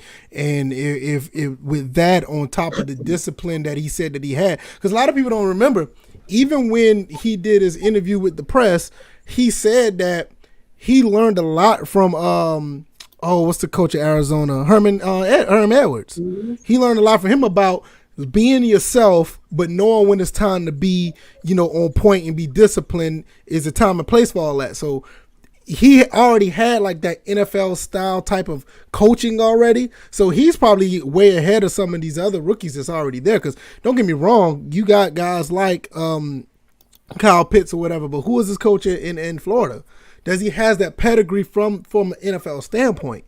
Like Richie Grant, he came from UCF. I don't even remember who his coach was at UCF, but do they have that NFL background and pedigree to teach people when and time to turn it on and off? Not saying that they don't have that discipline to do it, but to have that a coach like Herm Edwards is really valuable. You look at the other guys who came from Arizona State the last few years, Khalil Harry and who was the other receiver that came from over there.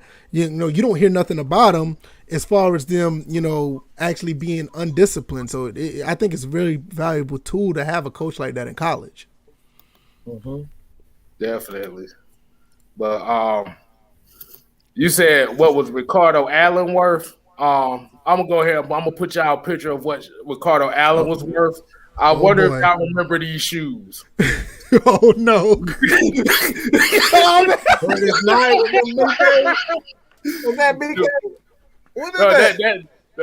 the Sprewell Dada spinner shoes. Oh, boy, I was like, oh man, yo.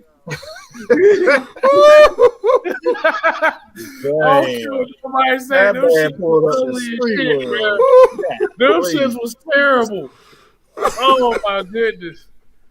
What the heck is the Sprewell? Wow. The Sprewell Dadas, bro. Them shits weren't worth jack. I had to do it. I remember a friend of mine had them in school, and them damn things did spin on the side too. Like what the hell?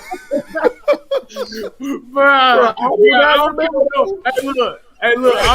I remember them East Bay books we used to get every month. Man! Man! Them fools used to advertise them shoes so much. I must have missed the memo on that one because I do not remember that one. Oh man, I remember them all day. Hold on, let me put it back. Okay, I'm gonna tell you what the main function of these shoes used to be. Every time, hold on, Mike. Every time you walked in them, the spinner would spin. Yeah, them things actually spun. They actually spun. They spun. Oh my god, that's horrible, man. That's Ricardo. That's Ricardo Allen's worth as a captain right there. Them damn spinner shoes. Hold on, let me put them back up there. Them spinner shoes. Oh man. Yeah, I'm glad I missed that one. Hold on, wait a minute. Somebody, LaBelle, say those are the Julius Randle. He damn sure was shooting in them shoes, boy, because he was spinning that ball the wrong way. You damn near spinning on defense. Hold on. Devon Stanford said those shoes came with a tow truck. Man, y'all stupid, man. Oh, shit. That head hubcap. Oh, my God. Spinner hubcaps, bro. Man, that's crazy. They still sell them things at goddamn AutoZone, bro. Spinner hubcaps, bro. Boy, I actually saw somebody went and bought some spinner hubcaps from Walmart, too. It was just today, too. I was laughing my ass off, bro. Like, really? we still doing that. Yeah, but Oh, God. but yeah, but as far as captains, I think the Julio thing is captain. I think that ship is sailed. I don't see him coming back. I mean, maybe if he decides to play out his last 3 years, and he, maybe next year, if it depends on what he do this year, maybe. But this year, I don't see no way, because you look at the coaches that we have. I don't even think they won't even present that to him. I don't see Smith even trying to present it to him with the way that things going down. I think that whole Shannon Sharp thing killed that. Ain't no way he's gonna be a rookie rookie. He can be a captain after that. So can't be trusted, man. Yeah, exactly. I don't think he I don't think he, even if he does stay, I think that's a wrap. Quadri Allison, I know y'all talked about that earlier. Let me give you my thoughts on that. I think that he was underutilized for the past couple years, and I think he will actually be. It's possible that he could be a bigger asset to the running game than Mike Davis. I would not be. I gut feeling. I'm not saying that would be, that's going to happen good, but gut feeling, I think he'll be a bigger asset because he's younger. And I think both of them don't have that much tread on it. I mean, they didn't lose too much tread on their tires, but just the fact that he's younger, probably a little bit more energetic as far as him wanting to run the ball. So I think I've been a big fan of him ever since we drafted him, and he just was underutilized. But I think that works out for us in our favor with this type of offense. So that's just my 2 cents on that. 1-2 punch, definitely. The scat back, Hawkins can come out the backfield and catch some passes. I think that'll be really good. That'll be real good. Oh, I gotta do this. Right quick. Because goddamn Devon pulled this up earlier about the Shaq hip nose. If y'all don't know what these are the Shaq hip nose back in the day. You stupid, man. But that shit hurt my eyes. But King Quest 710 said the Chris Webber Dada shoes. Oh man, I remember those. Whoa. Hey man, hold on. We're not gonna do Ricardo Allen like that. That's too far, man.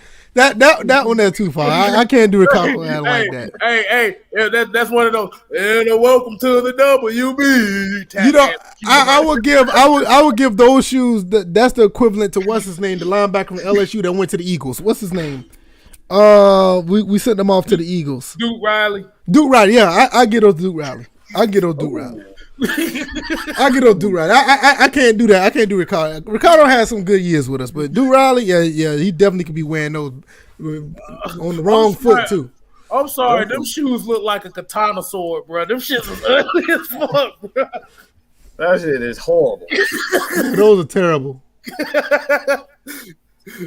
Oh Lord! Oh, now everybody bringing up damn shoes and shit. Now I gotta find some more shoes.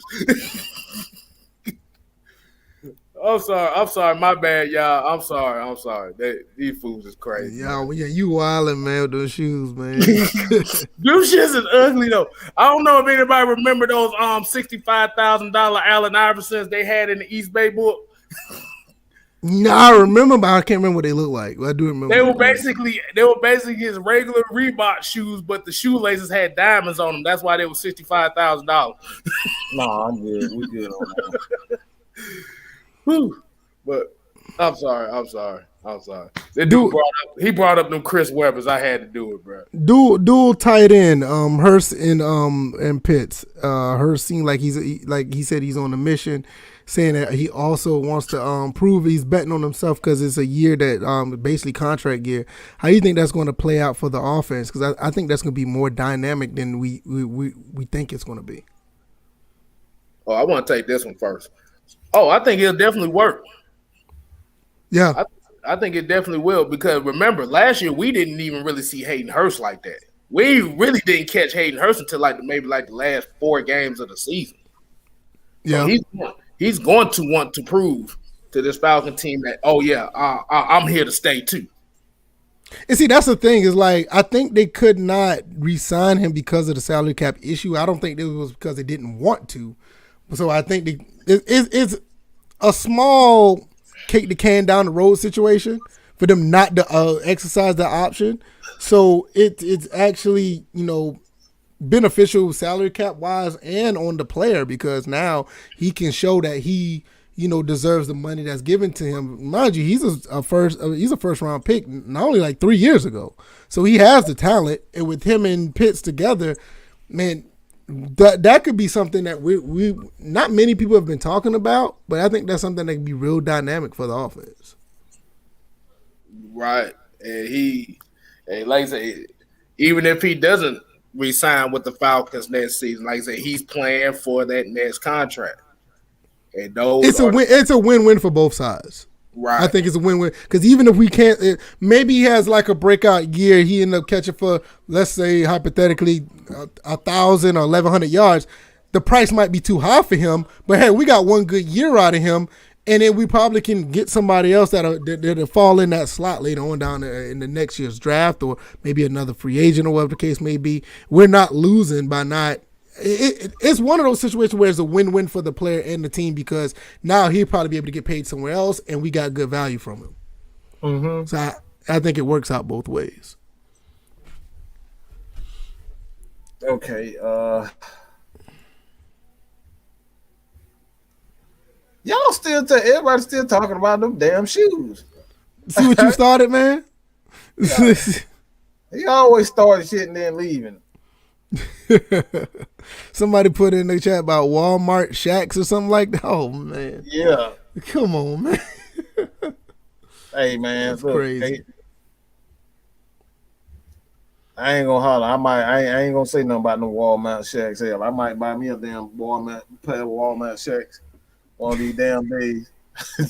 Hey man, sometimes it be like that, man. One more thing I want to add to the chat as well, or the show, the secondary. I know we talked about this last week, but the secondary, what's his name he had a quick little Q&A, or he had a statement. Isaiah Oliver playing nickel. I think we talked about this before. A big, I don't know as far as physical, but I know he's a big nickel corner. I mean, how do you think that'll play out? You think that'll be a good area for him because he struggled on the outside. So I think that. What do you guys think? I think it's false. The idea that he struggled on outside is just completely false. He was left on an island repeatedly and expected to be a great corner. Okay, that's fair. That's fair because you're right. That is fair. That's the misconception. Because why am I saying that? Because today, if you didn't see what Dean P said, they said they want him to play in the inside and also the outside. Right. That's what, and this is why I continue to say we need to see what these players look like with great, at least a good defensive mind that knows how to get the best out of players like a Dean P. So if Isaiah Oliver continues to struggle, then we know Isaiah Oliver just isn't that good. So it's like the idea that even a Kendall Sheffield, he was consistently left on the island. Yeah, that is true. They never gave him help. They said go out and guard their best. Like oftentimes they will put their starter in a slot and just say Kendall Sheffield go. Because like that's what happened with the Bucks last year and the previous year. They just went at Kenneth Sheffield. They didn't try Isaiah Oliver. They didn't try AJ. They didn't try any of those guys. They went directly at Kenneth Sheffield, and the defense did not adjust. So you're not going to get that from a guy like Dean Pease. Well, he's no, absolutely. I do agree with that. So it's like I don't believe that like we're going to see what we're going to get the best. We're going to see what these players are really about because we finally got a defense coordinator who knows how to get these guys the proper help. So it's like I don't believe right now we've seen the best Isaiah Oliver, Sheffield, or AJ Terrell because we haven't had a competent defensive coordinator. Like all he knew to do was just leave Ricardo Allen as the center fielder, and Ricardo Allen didn't have the athleticism to get to a lot of things. So it's like if the defense and the offense already know that Isaiah Oliver, he's going to play this side of the ball, and they're going to shade more towards the right side of the offense, and leave Isaiah Oliver alone to deal with the entire left side of it. It's like, what are you going to do as an offensive coordinator? You're going to continue to go to the left side. So that's just bad coaching. That's a very good point. That's a very good point. I agree with that. I do agree with that. Remember, he had AOL dial-up as a free safety helping him. You knew he was in a bad position already.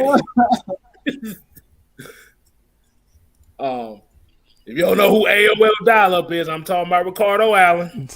And you had Kamikaze KZ, who took bad angles. Who was just as slow. Who took bad angles. I wouldn't say he was slow. He was a bad angle safety. He wasn't ready to be a free safety. No, I agree with that. He got lucky with leading the league in interceptions. But the problem was. But the thing about that is that when he led league in interceptions, didn't they just plugged him in anywhere? He wasn't in one specific area.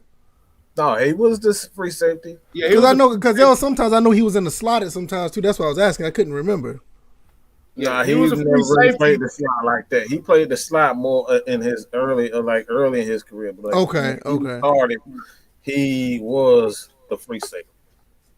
Right. Okay. Yeah. I got you. Yeah, but his issue was more so, like I said, nobody knew what to expect out of him, so he was just plucking ball. He was plucking tip passes out of the air and stuff. Right. Once people started realizing what his limitations was, that's when he got exposed. Yeah, that's true. I just think that the secondary, like somebody said, the secondary is young, but I don't think it's not a bad thing either. I really think that there's a lot of information that they can get from Dean Pease, especially like you said, they're going to be moving guys around. And that's just not with the secondary. That's just with, the defense in general. I did a video on just the defensive line, just with multiple defense. And I was like really amazed at how many people in different areas and were putting pressure on the offensive line. Hopefully we'll be able to see that because it was one time you had Dante Fowler standing up. You had Davison in the middle. Then once again, you had Dante Fowler on the edge. Like one of the only people who really actually was anchored was Grady Jarrett, which makes sense. But everybody else is just moving around. And like you said, if the secondary is doing the same thing, it's going to be a nightmare for a lot of offenses because, like I said, we talked about this last week, like with the offense nowadays in most teams, they try to switch things up. Like you said earlier, K-Styles, like they try to put the number one in the slot or they probably try to wide out with the tight end. In some cases, they even try to put the running back out there in the slot. But we have a lot of people that are moving around and also blitzing. Like you said, all 11 guys are going to be able to blitz. It's just going to be a chess match that some offenses may not even know what to do with our defense. So I think that's very important as well. Yeah. Mm-hmm. Yeah, you're going to see Dean Pease out there blitzing too. Tall shots and all. Everybody's coming. Like I said, you got a lot of guys that are just a bunch of athletic guys that have a lot of good instincts, and it falls right into place with the this type of multiple defense. Fellas, what's good? What's going on, man? Hey, we got Mr. BCJ in the building. That's an extra block on the screen. So y'all show y'all some love to your boy right here. Appreciate the opportunity, y'all, man. I really appreciate what y'all been doing. Been wanting to do this for a minute, so nothing but love on this side. That's what's up. Appreciate Absolutely. Appreciate it, man. Most So definitely. what you got? What's your take on how everything's been going so far, as far as training camp and the Julio situation? Man, I'll be honest with you, man. When it comes to the Julio situation, I think he needs to go. You know, I don't think this can be amended. I think, you know, with the whole situation with Shannon and him going on live TV, that just to me messed up our organization, our fan base. Like you just can't forgive nothing like that to me. But that's just my personal opinion. I mean, if he do, you know, if he do show up at minicamp, the vibe gonna be definitely weird. I will say that. Uh, I don't think that he can just go in there and just say, you know, hey, I'm sorry and move on. I don't think that bridge is broken, man. You just ain't trying to hear that shit. Let's be real. You ain't trying to hear that shit. Man, Mike, bro, I don't know, dog. You ain't trying to hear that shit. I'm tired of hearing it. I'll be honest. Like I said earlier, I'm tired of hearing it too, man. If he comes in, it's going to be weird. But I'm to the point. Like, look, 3rd round pick. You know, I'm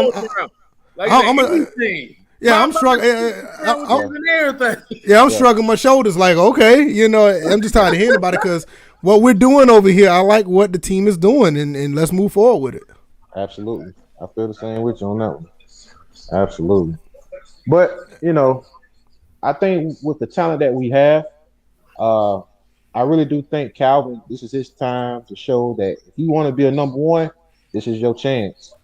You know, at first, I didn't think he is a true number one, but we're going to see this year.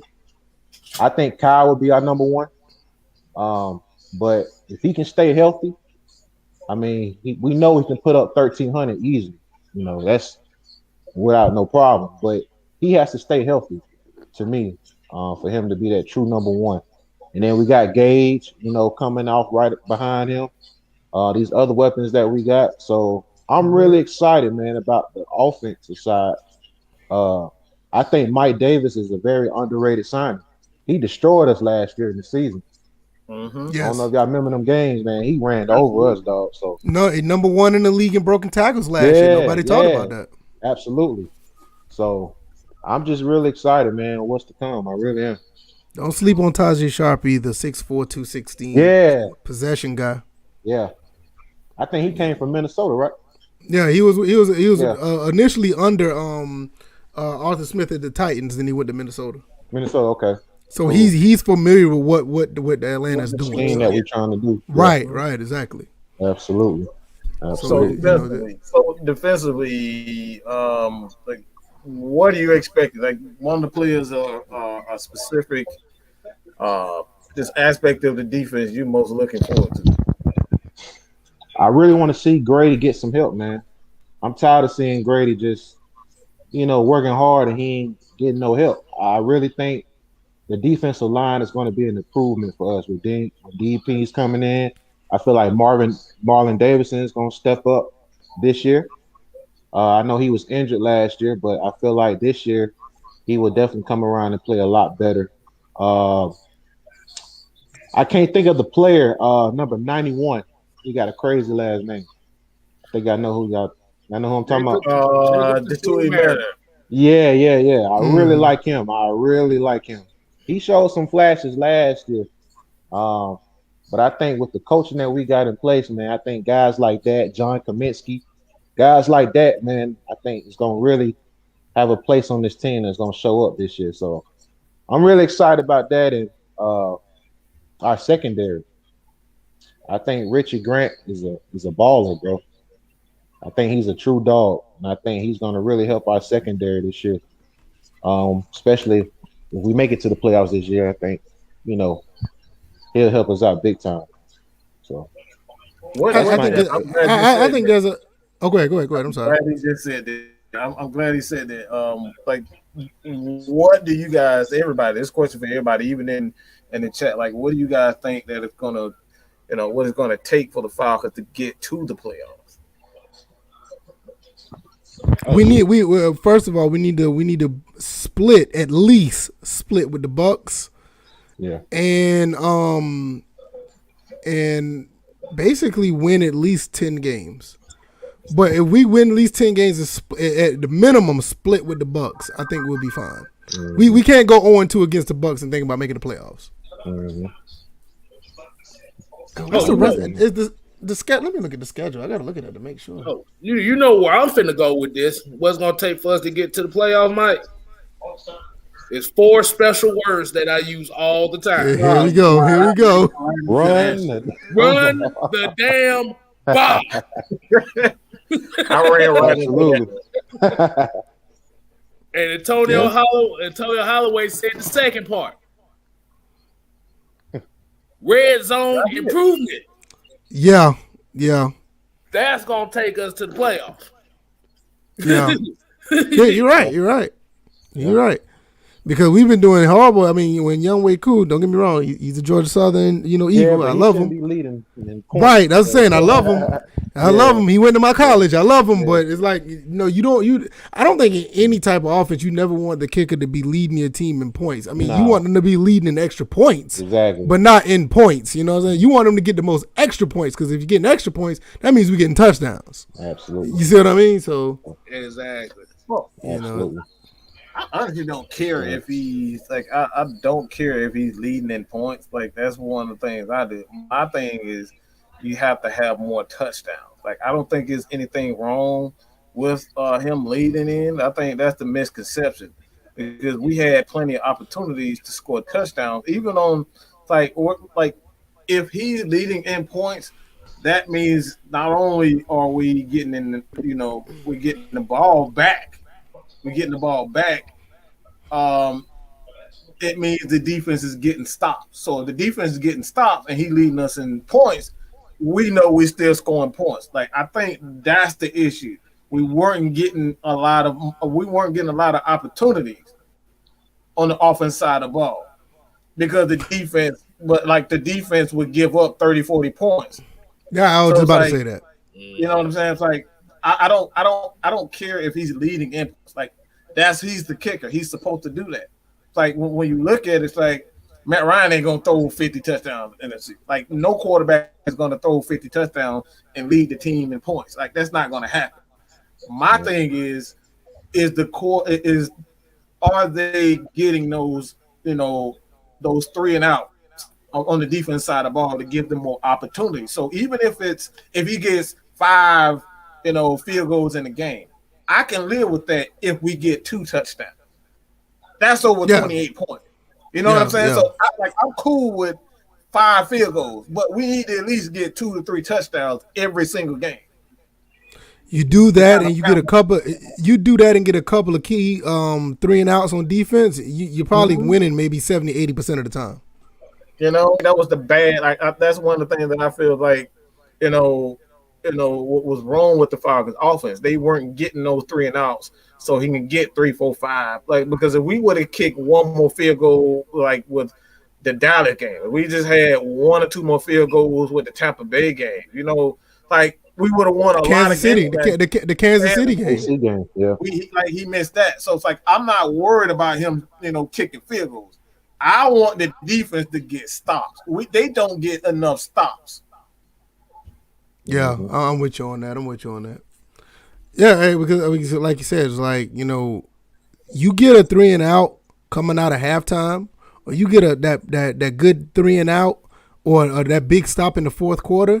Like those 2 things right there, those are key to like winning games. I mean, and I'm not just talking about just in just those 2 things are really essential to winning games. You get a 3 and out, like a team trying to get some momentum out of halftime. You get a quick 3 and out that can kill that entire half for that team. That entire half could be killed for that team. And then in the fourth quarter, you think they're going to drive and you think they're going to get any type of points. You can kill that entire fourth quarter by getting a 3 and out. Or at least getting a turnover. Right. So I mean, you do that, like you said, the 4 or 5 field goals, we get 2 touchdowns. I mean, like I said, 90% of the time, you're probably winning the game. You know, so Absolutely. And I got another 4-word way to win games too. And it's NMFC. Y'all know what that means? No NFC. more fair catches.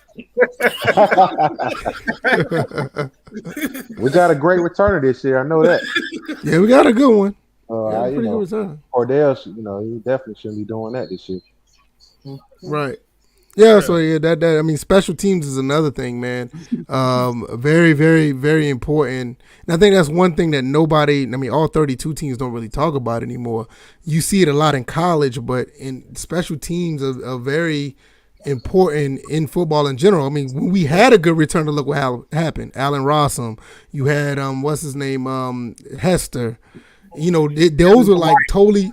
Yeah, you know what I'm saying? You had totally different things happen for our team that basically was game changers at that time.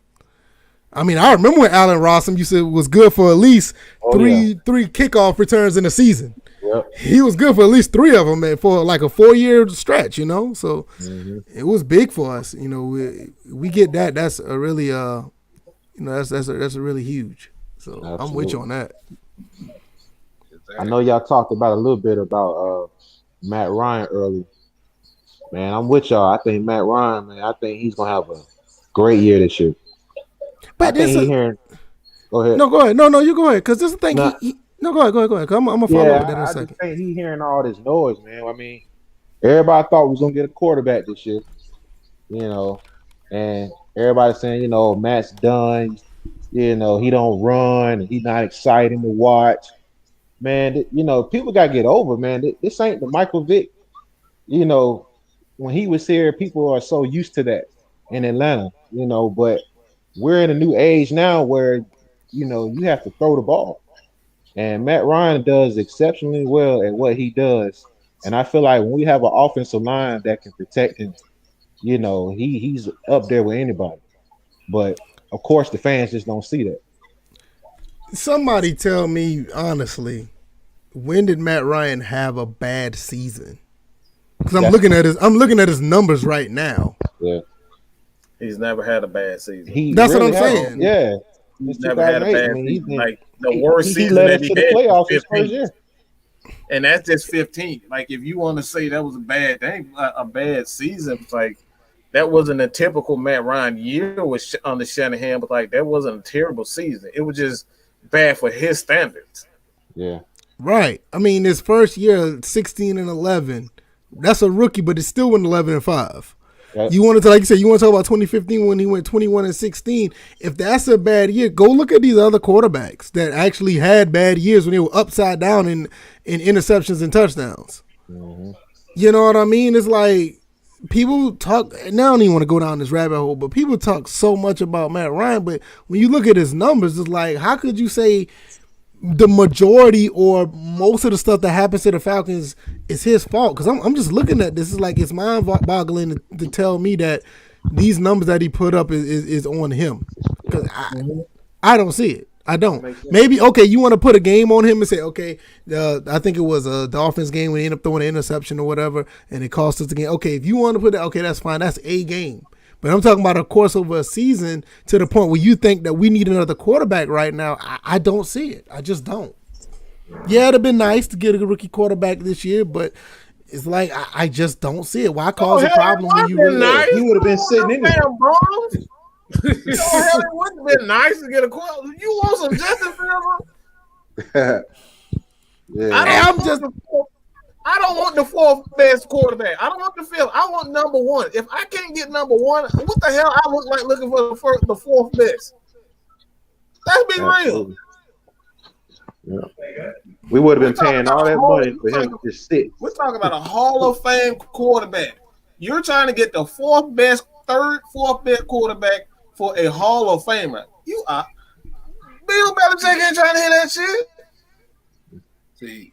Yeah, the only reason why he's doing that right now, Cam is going to be the bridge so he can bring in and try to teach this guy. It's like he couldn't even get, trade up to get Trevor. So it's like if he's reluctant on bringing in a younger guy. What the hell do we look like drafting Justin Fields and even Zach Wilson?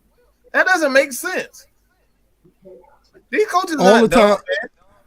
All the times that Matt Ryan been in the playoffs, because I think somebody said that he lost the first 5 seasons. He lost the playoffs. His first 3 he lost. He went 0-1, but that only time they had an actually bad time was 2011.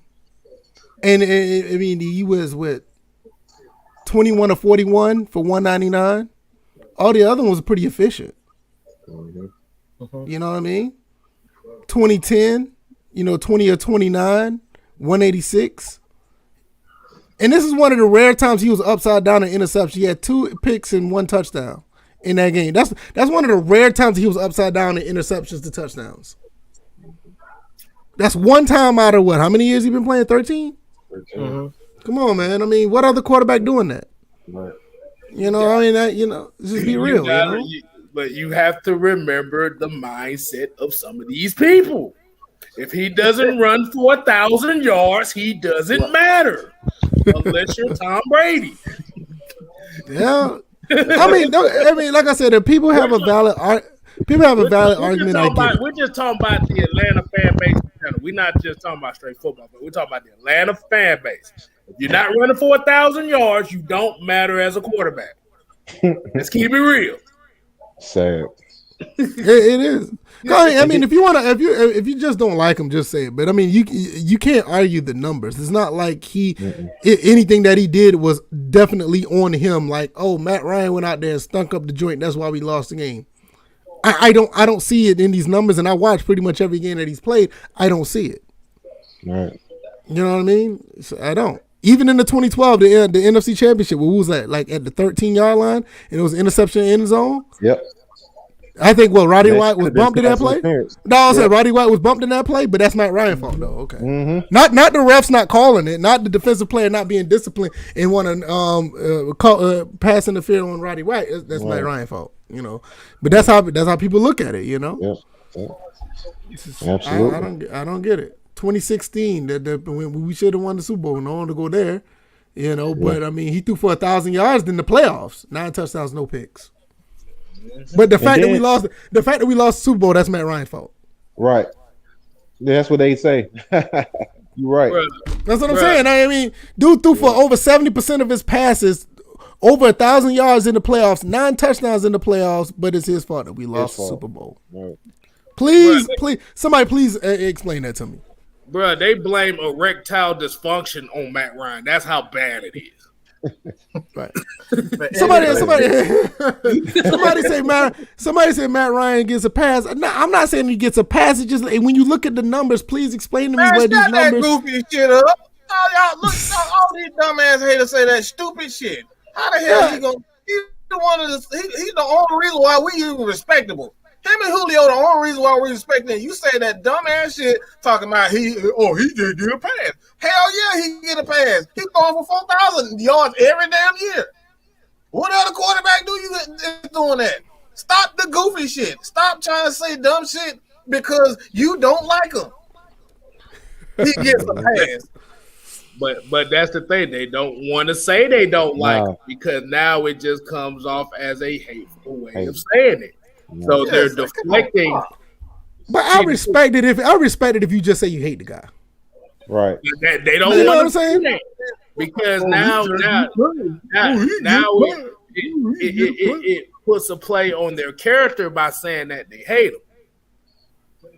Right. Yeah. True. But I mean, I would respect if you just don't like. I mean, I'm not a Lakers fan, and rest in peace. But I did not like Kobe Bryant at all. But I respected his game. Right. You see what I'm saying? It's a difference. If you don't like him, but like, okay, I don't like Matt Ryan, but I'm looking at these numbers and I get it. I'm glad your goofy ass is in here because your ass is about to get roasted. I'm glad your goofy ass is in here. This damn clown. That name shouldn't be showed up today. That is not a good time. Hey, I'm trying to tell you. Don't go in on my homie like that now, bro. Don't do it. Oh, you about to get this work today. You about to get this work. Yeah, it's not a good day to put up LeBron name right now. It's not a good day to do that. This man lollygagging, and we're gonna go to the next phase of this show. All right, we're gonna get to the playoffs now. Let's get to the playoffs. But like this dude literally lollygagging, walking, he missed a layup. Instead of running down the court, he literally walks. People are playing defense. He's looking at, all right, listen to this. He's looking at your boy Booker, get the rebound, go to the hole, and lays it up. Not only that, you're supposed to be the king. This is the stuff that I'm talking about. You're supposed to be the GOAT. You're supposed to be the greatest of all time. The greatest of all time don't give a damn about the schedule. They don't give a damn how many minutes they play. The GOATs are look, they don't want to come out the game. You try to pull Reggie Miller out of a game. You try to pull Michael Jordan, Kobe Bryant, Shaq out of a game. Bro, you're going to get a black eye. Okay? You're not pulling them out of no game. They're not complaining about how many games they play. These guys are playing in they're playing in summer league. Most of these guys have their own personal trainer, and they shooting outside of the NBA season. So this is a year-round thing, year after year after year. These guys do this. The greats don't give a damn about an off day. Why? Because they are legends. Legends try to prove that they are great. They don't point at the damn commissioner and say, "Commissioner, you got too many off. We ain't got enough off days." Like, what are we talking about? let me add something to that real quick. Somebody, people saying Michael Jordan didn't win at the age of 36. Let me tell you something. What greatness does, and now I'm gonna put this. I'm not trying to compare the two, but let's just keep it real. Wizards Jordan was pushing players because that's just the greatness that oozed off of him. I know there's a whole thing about Kwame Brown now, but you see how he dealt with Kwame Brown because he wanted greatness. The fact that he didn't really want him around, he wanted better players around him because he wanted the best around him and wanted to get the best out of people. Kobe Bryant damn near tore his Achilles. Was his Achilles or whatever the case may be? He tore his Achilles. And he still didn't want to come off the court. Still didn't want to come off the field. Still didn't want to come off the court, and he still wanted to get the best out of the players that was around him. This man, I'm sorry. This dude up here talking about a high ankle sprain. He don't want to play because he got a high ankle sprain. Kobe Bryant tore his Achilles, and the motherfucker didn't even want to get help to go out to the locker room. And you want to tell me about a schedule? You want to tell me that this dude is the GOAT? Come on, bro. Let's be real. I apologize. Go ahead, Bob. I'm sorry. No. You good. I'm just saying it's not the fact that the winning is the end all be all. When you are considered one of the greats or being a great, it's just going to come out of you. Just the art of competition. When you look at a Tom Brady, this man wanted to do everything he can to help his team win at his age. You look at, like I said, Kobe Bryant. He still don't want to quit. Still want to play. You look at a guy like I said with Jordan, even when he like people talk about everything you want to say how he was with the Wizards, but he demanded greatness of the players around him. Kobe Bryant, same way. Kobe didn't want to lead the Lakers. He wanted to play with those young guys and still tried to win. End up injuring himself in the process. So when you look at stuff like that, it's not about just the wins and losses, the attitude that you bring when you come when you come on the court or when you on the field. It's those type of things. It's just and it's not to me personally. I don't think it's necessarily a knock on LeBron's talent, but his attitude towards when he knows that the cards aren't dealt his way. You really see you really see the attitude. Well, you see the attitude because, like, regardless if AD went down with this groin injury, you will still see what he can do. LeBron would do. I would expect LeBron still try to go for 50. You notice that LeBron went for 50 against the Warriors that one time because of who he had on his team. Now you see he didn't have everybody that he had. Now you see like, okay, I don't have all the help, so I can't so I'm just going to mail it in. Great guys that are great don't do that, regardless. Just because of the art of competition, they don't do that. What you got? What you got, man? What everybody got on there before we get to the Hawks aspect of things? Yeah, I'm ready for that, man. Can't wait for that. But no, I agree with y'all take on that, because even the other day, what was it, game 5, when they was getting blown out, he just walked off the court. He walked off the court. And Frank He did it last night. Frank Vogel, quote unquote, said, "Oh, well, he just went back there to get some treatment on his ankle." Oh, yo, get out here. Yeah, he's pouting. He's pouting. He did that junk in Miami. I mean, come on. But I respect the guy. He's great. At the end of the day, he's definitely gonna be a Hall of Famer, one of the greats of all time. But some of his ways that he do when you compare it to other winners, like y'all mentioned, Kobe and MJ, that's where it separates to me. I have nothing against his talent, not at all. But it's just the way you carry it. Like even when that time they lost that game when he went 51 in game 1 against with the Warriors. The Warriors. And what did he do at the press conference? All of a sudden he has this thing on his hand saying that he was hurt. And his shades like, on. It's like, come on, man. Hey, birthday girl here. Hey, she gonna make. She got to be plastered by now. She done went 20 times already. Right about now. Happy birthday, Ms. Maggie. To me, it's just not hating. It's just like a mulatto, fucked up like a motherfucker. Shut up. I don't think it's necessarily hating. It's just that when you look at everything that transpired when a loss or when something just don't go right his way, you see the semantics. You just look at it like, all right, what's going on? What is hating? Like let's be real. And I apologize. Like what like why is it every time people disagree? We're talking about this has always been the case. All right, and this is why I've always stated. It's like you can never say he's a top 5 player for these reasons. No top 5 player. You should never say you're a top 5 player when you've lost more than 5 championships. That's not GOAT behavior. That's not more than he's upside down and wins and losses in the finals. How you gonna be the greatest of all time and you losing? The greatest of all time are synonymous with what? Winning and being the best, scoring the most points, having the most rebounds. That's why Dennis Rodman is considered one of the greatest rebounders of all time, among the greatest defensive players of all time, because that's what he does. He's a defensive guru. He's a defensive rebounder. You see Steph Curry, he's regarded as the greatest three-point shooter of all time. Why? Because he has the best, he has the most three-point shots. So when you look at LeBron James, how you gonna say he's a GOAT and he got more losses than he got wins? Wait a minute, he got swept in the finals, and he almost got swept that one time against the Spurs. They went 4-1 against the Spurs the time before he left to go back to Cleveland. They went 4-1, and that one game was they almost lost that one.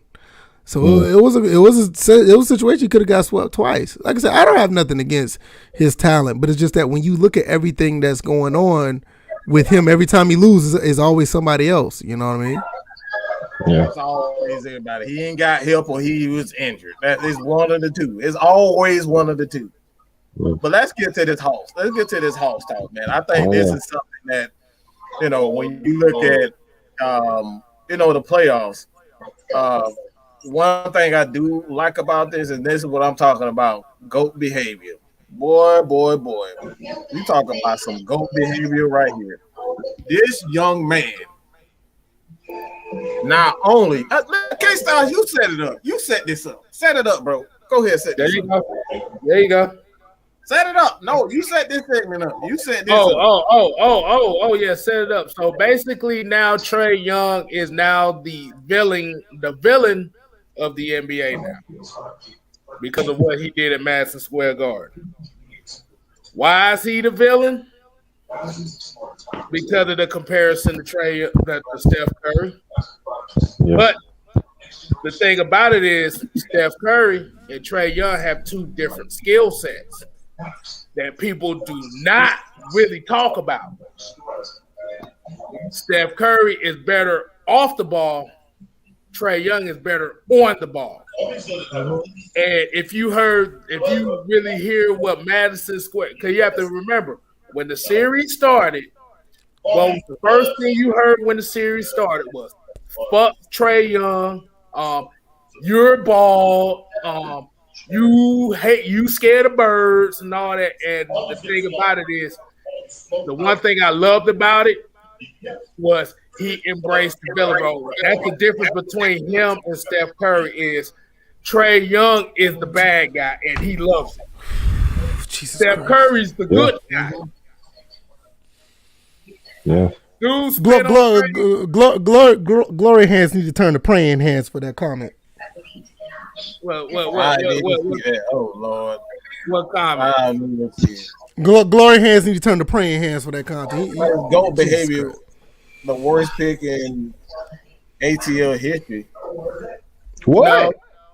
So wait. The worst pick. You ain't heard of John Concac. You ain't heard of John Concac. So like if you don't know John Concac, bro, you don't know what you're talking about. Do you remember Sheldon Williams? Sheldon Williams. Woo, I wouldn't consider this the worst. See, the thing about Luka would not have worked in Atlanta. I'm gonna tell you this why. Because for one thing, Atlanta needed somebody that had a flair to him. You ready to take you to bed? Luka ready to go to bed. Was perfect for Dallas. That's what he was perfect for. Because Dallas has the especially the Mavericks, that organization has more of the international flair, the European flair. Yeah. That's where Luka fit at. Yeah.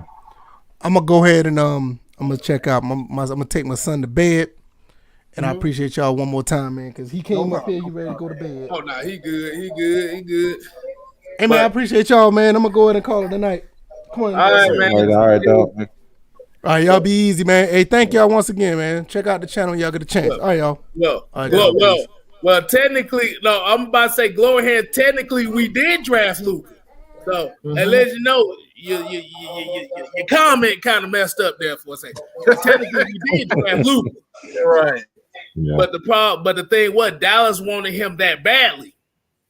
So, they wanted him that bad. Like I said, Luka fits the Dallas culture, which is the international flair culture, which is the European culture. They needed somebody to replace Dirk Nowitzki for that European side. Right. That's what his thing is. And that's what they thought they were getting with Kristaps Porzingis, but we find out how trash he is. Trash he is, yeah. But Trae Young, like I said, the thing about Trae Young is he's not the worst draft pick. I ain't gonna say he's the greatest draft pick, but right now he is damn good draft pick right now because he has the flair of Atlanta. Like I said, he got the flair. He has the swagger. Like I said, is he limited? Yes, he is limited. He's not a great defender. He's small as hell, but he don't give a fuck. That's the thing. That's the mentality. Yeah. The mentality is you don't give a fuck. And instead of saying that Trae Young was the worst draft pick, why don't you say that both Atlanta and Dallas won? They got exactly what they wanted. They both got the exact players they wanted. You got the international guy in Luka who fits in the Dallas system. He's the heir apparent to Nowitzki. And then you have Trae Young, who is this he cocky as a motherfucker. I don't care what nobody. He's a cocky rich boy that don't give a fuck. And they needed that. They needed that personality down here because Atlanta was not that. Not only was they not winning, they was not selling shit at all. At all. So he you put us got on the a guy. national scale. Good. Yeah, he put us on the national scale, man. I think we needed this change of scenery to where even before Trae got here, like you said, man, we weren't winning no games. I mean, the team we had with Jeff Teague and I think that's 2016. Yeah. Yeah. I mean, yeah. But Trae, man, I mean, I take Trae over Luka. That's just my personal opinion. I think Trae is a better playmaker. I mean, he can just handle the pressure to me. A game on the line, he proven that. Game 1 versus the Knicks. I mean, he shut all them folks up. You know what I'm saying? So and plus, a lot of people don't realize when Luka went to Dallas, Dallas already had a team that was on the cusp of the playoffs. Mm-hmm. That's what most people don't want to admit. They literally like a couple games away from the playoffs. The reason they picked that high because they had draft picks from trades that were conditional that got up that far. Like they were this far. Atlanta had nothing. exactly. We had Dennis Schroeder for 3 years as a starter. That did nothing. They ain't did jack squat. You saw what he did in the playoff. Stunk it up. Like I said, passing on Luka was not a bad move because at the end of the day, they both got what they wanted. The only thing that Luka had on Trae is Luka played professionally when he was 16. That's the only thing he really had on Trae. He was he had more professional experience, and he's a bigger body. See, when like I said, you think about it, you have a bigger body versus a guy that's undersized, but he don't give a fuck. You got a bigger body guy that's quiet and an undersized guy. He basically has the mentality of like he's a GP. basically It's just like GP. GP got that dog mentality. GP got that dog mentality. Like you're not gonna bully Trae. Like he's not afraid of anybody. Right. You're not gonna bully Trae. And that's what I love most about him. It's like when you look at this team is starting to take on his attitude. And that's what I like most about this Hawks team. And Nate kind of, helped mentor that and kind of, like kind of frame it for the most part, kind of put these guys together. But when you look at it, man, it's like even, one thing I do like about this team the most, if I were to say anything, is that this team is dangerous for one reason and one reason most. It's because Trae doesn't necessarily have that selfish tendency. He's a guy that likes to share the ball. That makes this team dangerous because you can put shooters around him and he's not ball dominant. He's willing to play off the ball, unlike a guy like LeBron James. And I'm not saying LeBron James sucks or anything like that. That's not what I'm saying. When I'm talking about LeBron James, one of the negative and one of the reasons why a lot of people don't want to play with him is because he's a ball dominant guy. He doesn't play off the ball. So if you are a guy like who was once, let's just say if you're a guy like a Russell Westbrook would never be able to play with LeBron James because both those guys are ball dominant. They don't shoot the ball well. They're not spot up shooters. You gotta have spot up shooters. That's why guys like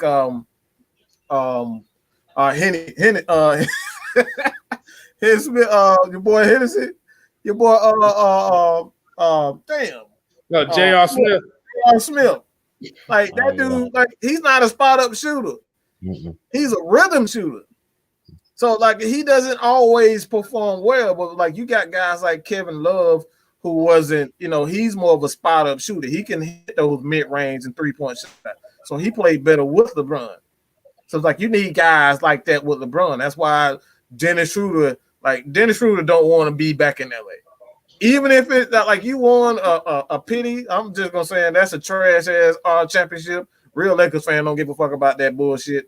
No goddamn, I don't even know what kind of championship you want to call it. Like that's what ever gonna be an asterisk. Like they ain't no real. Nobody really even wanted to be there.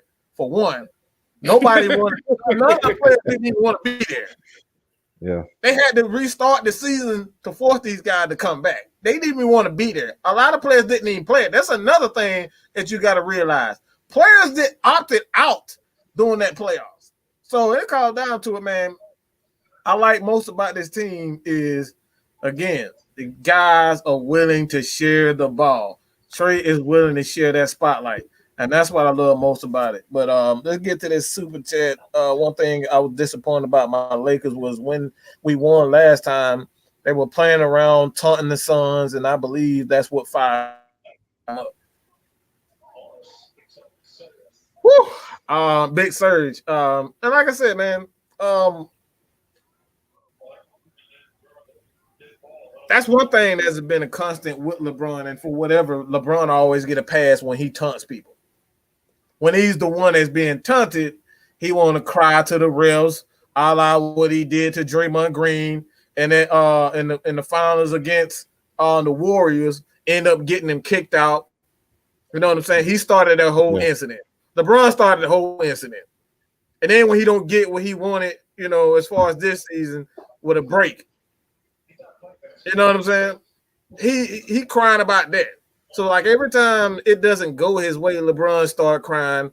He starts a lot of stuff, and like he wants rules to cater towards him. So it's like you can't be doing stuff like that, taunting people on their own court, and then expect them to like not get in your face. Because him and Jay Crowder go back to the Boston days. Yeah, he used to do the same thing in Boston. So like they got a long history of that. They got a long history of that. So what do you think about that Lakers? What do you think about that Lakers? The Lakers series. I mean, to me, I mean, when AD went down, I knew they wasn't going nowhere. I mean, you got pretty much LeBron. I mean, the role players that they had, KCP, Kuzma. I mean, them guys, man, they just not ready for the moment.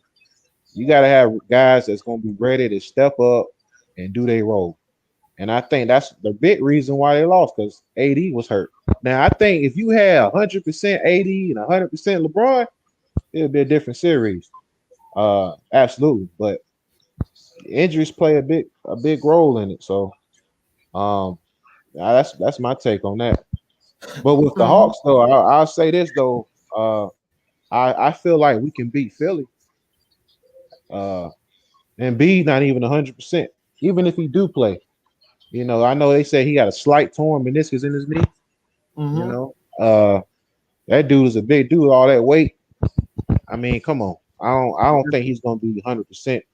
So he's gonna be gimpy on that. So I feel like we can take them. At least we can get to Brooklyn now. If we can get to Brooklyn, then we'll see where the chips may fall on that. They loaded. They loaded over there. But yeah. The only thing about the Philly series that I'll say is where Philly got the advantages is going to be the length. They got the length. I was thinking that too. They got the length. But the thing about it is, like you said, if Embiid is not going to be healthy the whole series, and they're relying on Ben Simmons, like I said, Ben Simmons kind of has the Giannis Antetokounmpo syndrome. Yeah. Which is you sag off of him and turn him into a jump shooter. Yeah. See what he can do. Absolutely. Now, like I said, if Embiid is healthy, it's going to be tough because Tobias Harris is a beast too. Yeah. And I tell a lot one of my friends this about this upcoming series. Embiid, Simmons, Tobias Harris, I'm not worried about them. Those three I'm not worried about. The one guy that I'm worried about going off in this whole series is Seth Curry. Little brother. He's the one I'll have to worry about. Because with those guys being big as they are, that's going to demand a lot of attention. And if Seth Curry hits a lot of his shots like that, he's going to be one of those guys that's going to kill us. Absolutely. I agree on that. But that's why I think Cam, if he comes back into this series, he's going to be a major factor on the defensive end. It's like that's what I'm looking forward to, because I like Solomon Hill, but it's like if we can get that potential score to go along with defense, because Cam Reddish is a phenomenal defensive player. Like him and Hunt, those guys are crazy on the defensive end. So it's like I'm not looking for Cam to come back for his offense. I'm looking for him to come back for his defense. Because like you said, Seth, he's still a Curry, and them Currys can shoot. So if they get hot. I've seen them play when they with Dallas before Luka. Dude was balling. He was putting up some numbers. So it's like, if he gets hot, like that's the thing. What I would do, I wouldn't even put DeAndre Hunter on Simmons. I would actually put Bogey on Simmons, and I will put Hunter on Sells for those very reasons. Because if he gets hot, like we saw with the New York Knicks series, them bums, Burks and what's the other? I forget the other dude. I forget his name, but the one with the doo-doo dreads in the head. God dang it! But they was hitting in the season. I can't think of They was hitting a lot of the first couple of games when they was on, they was hitting a lot of threes. So it's like Self is the one that I'm concerned about in this series because like he is their shooter. They don't have a ton of like Tobias is not really a shooter like that. He's more one of those guys who like he stay under the basket. He's athletic. He rebounds. He can drive to the holes. Like, but he's not one of those consistent shooters. Bullock, that's his name. But Reggie. But like Self, he's the only one that I'm concerned about because if Embiid, like, I think it's a major. I think it's if I were them, to be honest, I wouldn't play him because you're talking about a guy that's the future of your franchise. That's the staple of your franchise. If he injures his knee, we're talking about a torn meniscus. Like DeAndre Hunter had the same injury, and he was out months. Yep. He was out months before he got healed right. And you're trying to play him after with a slight torn meniscus. It's gonna be like I don't want it to be like Kevin Durant. Kevin Durant had a slightly torn Achilles, but they tried to bring him back, and he ended up tearing it completely. So I know you want to win championships, but do you want to really put his career on the line to chase that championship? And that's what the 76ers that's what they have to focus on. Like that's what they have to decide on. Do you want to sacrifice him being potentially getting injured further in that injury? Like it could lead to other issues. Yeah. I'm gonna tell you all this, man. I'm really surprised. I'm not surprised. I mean, I knew he had the potential, but Kevin Huerter, man, he's been playing lockdown defense. That boy has been playing defense, man. He's been really showing like he can really be a capable defender for us that we can throw at people. So I wouldn't be surprised if he's on Curry too. We put him on Curry. Hey, that's a possibility, man. Yeah. We have a lot of guys, and that's the one thing I would give Nate McMillan credit on is he knows when to use guys when necessary. Because you have to remember game 2 against the Knicks. The only reason we lost that game because we was missing shots. Yeah. It wasn't because the starter wasn't in. It wasn't because the starters wasn't playing. That man was playing a long game. He knew that Derrick Rose would eventually get tired, and he is the only source of offense. He knew that. That man knew exactly what he was doing. Because remember, and the Philly fans are doing the same thing the Knicks fans did after game 2, and they chanting, "We want Brooklyn." We want Brooklyn. I caught that too. No, I'm about to say you cannot at this point in stage, even as you're a heavy favorite, you cannot overlook nobody right now. Nah. But hey, that's Atlanta teams for you though. We always being overlooked. We don't get the credit that we deserve. That just go from football to baseball. We don't get the national coverage, that we really deserve. And I just hate that, but that's why I really like, how Trae Young is playing because now everybody talking about it now. Yeah, you can't sleep on him. You know what I'm saying? So, but it is what it is. They can chant Brooklyn all they want. We'll give them some of that mama's cooking. Yeah. Yes, sir. Southern hospitality. We'll get to them. So. But it's definitely gonna be a good series because I'm expecting Like this the type of series that I feel like DeAndre Hunter is definitely gonna show out. Yeah. Oh yes. Oh yes. I definitely feel like he will definitely show out in this series. Yeah. And he'll probably be up against Tobias too. Mm-hmm. Mm-hmm. In the starting Yeah, lineup. I think so. Mm-hmm. Actually, Like- I think they might put him on Ben Simmons, to be honest with you. DeAndre. Mm-hmm. Yeah, it's a possibility. They put him on him. Because the one thing that Nate McMillan that I realized that he did was he let Trae Young guard the spot up shooter, so he don't use up all his energy on defense. Mm-hmm. So like I said, Seth is the spot up shooter on the team, so he's gonna get mostly Trae Young. Mm-hmm. Gotcha.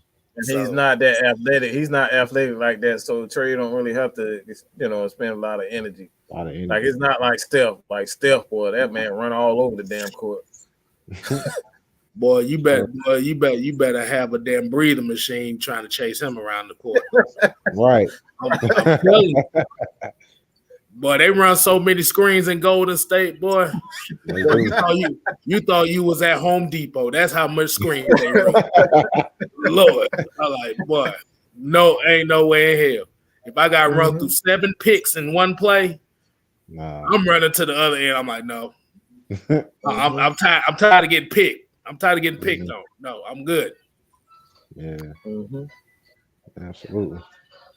It's gonna be interesting.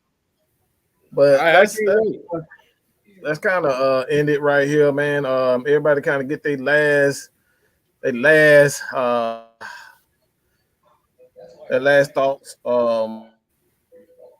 You want to go? Yes, come on, man. Let's Yes, sir. Well, first, I just want to say I appreciate y'all for letting me on. I've been supporting y'all for a minute now, man, and y'all just keep doing what y'all doing. Hopefully, I can come back on the show in the future. Absolutely. Absolutely.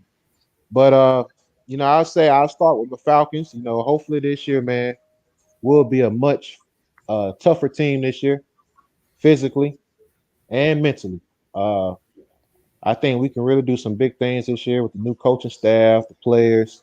I don't think this Julio situation is going to be a problem for us. Hopefully we can get rid of him and move forward. But I'm really excited to see what we'll do. Hopefully we'll make a good playoff run this year. And then with my Hawks, man, I'm just excited for them. Hopefully they can win like how we did in New York, at least win one game in Philly. And then we'll win the next 2 at home, how we did with the Knicks. So we'll see how that go. But I'm excited for them. Hopefully everybody in the world can now know about us as Atlanta teams. Like, we really got the talent to do something special. We just keep building. So that's what I'm really excited. Right. Hey, I want to get to this $5 super chat right here by JJ the Great. He said he's not a Hawks fan, he's a Spurs fan. I just want to say I'm happy for y'all. Trae is a cold motherfucker, and the Hawks are fun to watch. Absolutely. Right on. That's what I like most. That's what I like. Like, man, we've been a laughing stock. Like, we haven't had that swagger since the Dirty Birds. Like, we haven't had, like the Dirty Bird Falcons, 98, 99 Dirty Bird Falcons. Like, we haven't had that swagger. Like, people feared us. Like, they feared Chuck Smith and that front four. Like, those dudes were nasty up front. Travis Hall, Shane Jornett, Lester Archambault, Chuck Smith. Then you got Hammer Tugger in the middle. You got Jamal. Jamal Anderson was just Jamal Anderson. You know what I'm saying? Those dudes, OJ Santiago, like, them dudes were nasty up front. You know what I'm saying? Like, them dudes were absolutely – that dude was nasty. We haven't had that swagger since then. So it's like, I'm just happy to see a team with swagger. And that's what I love most about Trae, and something that you can't draft. You can draft 50 players, but not all those 50 players gonna have that dog mentality like Trae. And I think that's the great thing, and what makes Trae great is that K-Style just said it. He just don't give a fuck, man. Did y'all see that, man? He's smiling in their face. They saying, fuck Trae, fuck you, Trae, fuck you. And he just sitting there with the biggest grin on his face. He like fuck, that's like that's the best shot. Bro. Yeah. Hey, did you see the clip when the guy he was about to shoot the free throw and the guy was trying to talking about, you want some of me, bro? And he just went down. I saw that. Yeah, that was crazy. Yeah. That motherfucker literally just went talking about, you want some of me, bro? It was some Jersey Shore. It was some Jersey Shore looking motherfucker. It was ridiculous. And he just winked at him like, what up, man? But crazy. It's New York's fault because if y'all watch the video that came out afterwards, I guess he's supposed to be the New York Knicks Spider-Man guy. They still in this motherfucker head. They had this little incel white boy talking about. I don't even want to say what he said. It was the funniest thing ever. But I ain't saying that. But just go on Twitter. I don't want to say it here. I'm gonna just let y'all watch on. Just look up New York fans. Basically, it was like fuck Trae Young. It was like after the end of the series. I was like, Lord have mercy. I was like, bro, y'all really hate this guy that much. That much in his first playoff series. First playoff game. The man ain't did nothing to y'all. And y'all over here spitting on him and jump. Come on now. Right. Yeah. That's New York for you. I'll get in mine. Let me go. I'll just go with this. Look, man. Just because people are having a debate don't mean they hate each other. Okay. I don't know how you guys were raised, but this is just called sports talk, debate, barbershop talk. Yeah. Like that's what this is what it is. So just because people are going back and forth, do we hate each other? Like, no. So it's like I don't stop being so damn sensitive, people. Y'all worse than LeBron. Always crying about something.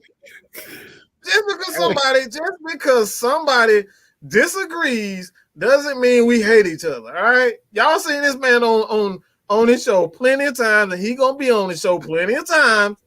Just because we going back and forth with crying ass LeBron, 4-7 LeBron, aging LeBron, balling LeBron, all right, walking off the court LeBron doesn't mean we hate each other. All right.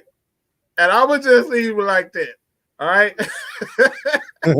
I see this comment right here. He said, I feel for the Knicks fan. They had one since Ron Isley was in high school. Wow. Yo, seriously, when was the last time they did anything incredible? Like, I think they got to the East. Did they? Yeah, they played the 95 against the Rockets and got their ass destroyed against the Rockets. Yep. Hey, don't forget about the Bulls when Ewing missed the layup and they got blocked like 8 times. That man said 4 and 6, sir. Like 6, you still lost 6 times. You still suck. That's still hey, for the people in the back, that's still that's the homie. That's still the ear of the street. So you gonna say 4 and 6 like this better.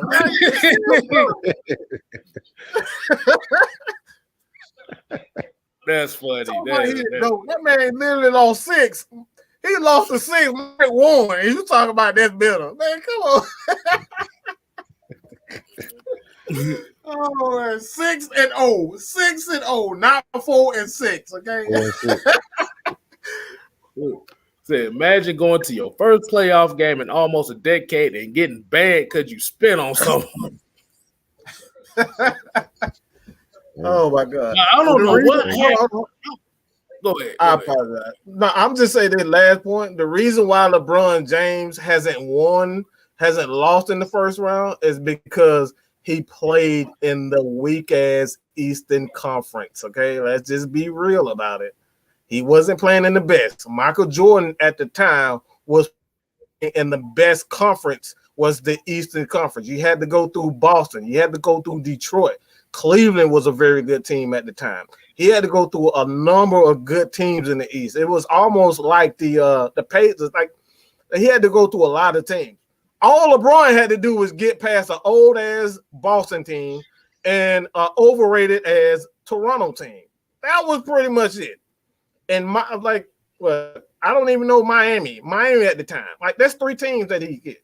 And oftentimes those teams weren't even really playing each other. So it's not even anywhere. It's not a comparison. That's why you see right now when he's playing in the West, he's playing in a more competitive conference, which is why we say he has, all those finals appearances.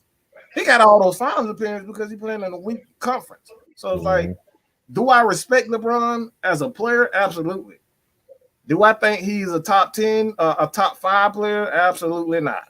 Because you can't have 6 losses on your resume and be top 5. I'm just like, I'm sorry. I don't care how many stats you got. LeBron is probably one of the most fortunate players. I compare him to Matt Ryan. No, I'll say Matt Ryan and Tom Brady. Those guys just don't get injured. So it's like that's the one thing that I respect about LeBron is that he does not get injured. LeBron don't get injured like at all. So like he's a very durable player, which makes him a top 10 player in my opinion. He's a top 10, but if you're a top 5, you can't have 6 losses and talking about you're a top 5 player. They just come on. Lose like top 5 players don't lose. So, like, is he a top 10? Absolutely. I respect LeBron as far as his durability is concerned. I don't think there's ever going to be another person like LeBron. Like, I don't think there's ever going to be another LeBron. It's like there'll never be another Kobe. There'll never be another Mike. LeBron is one of those types of talents. But when we're talking about GOAT, just stop. Don't embarrass yourself, people. Just stop embarrassing yourself. The man got 6 losses in the finals. How can you be a GOAT when you got 6 losses in the finals? GOATs don't lose, okay? Real talk about Black Meals, talked all that shit, never came back. I'm sorry. Hey, we already knew that was gonna happen because like I said, once you pull the profile up and see what they talking about, they not gonna really come back. We had a situation like that where a trash ass rapper came on here tried to talk that shit, and I pulled his motherfucking damn profile. What? Yeah. It was some struggle trap rapper that came in here talking shit, and I pulled that profile. I said, I ain't never seen. It's been 7 months. I ain't seen him back since. I ain't seen him back yet. Exactly. That was it. You got one last thing, Kickstyle, before we close it. Man, I'm good, man. I'm hungry in the motherfucker. I didn't know that. Hey, man. Y'all boys, we good, man. We good, man. Again, I appreciate this, y'all, man. I really had a good time with y'all, boys. Really did. Hey, man, we'll definitely have you back, man. We're going to continue with the Friday Night Madness so people can, have an opportunity. If you want an opportunity to come on the show, hit myself up. As a matter of fact, hit Miss Maggie up on Instagram, Twitter, so she can kind of put you guys in the schedule and kind of figure out, we'll have you on the show on Fridays. So we're kind of trying to keep that until the season starts. We're trying to keep, the guests until, Friday Night Madness. So again, if you guys want to come on the show, Friday Night Madness is where you have the opportunity until the season comes when we do the post game, the post game show, and then we're gonna open up everything else. So I appreciate everybody for joining, man. K Styles, they ain't gotta go home, but you got to get the hell up out of here. Hey man, peace. I'll be good. Yes, sir.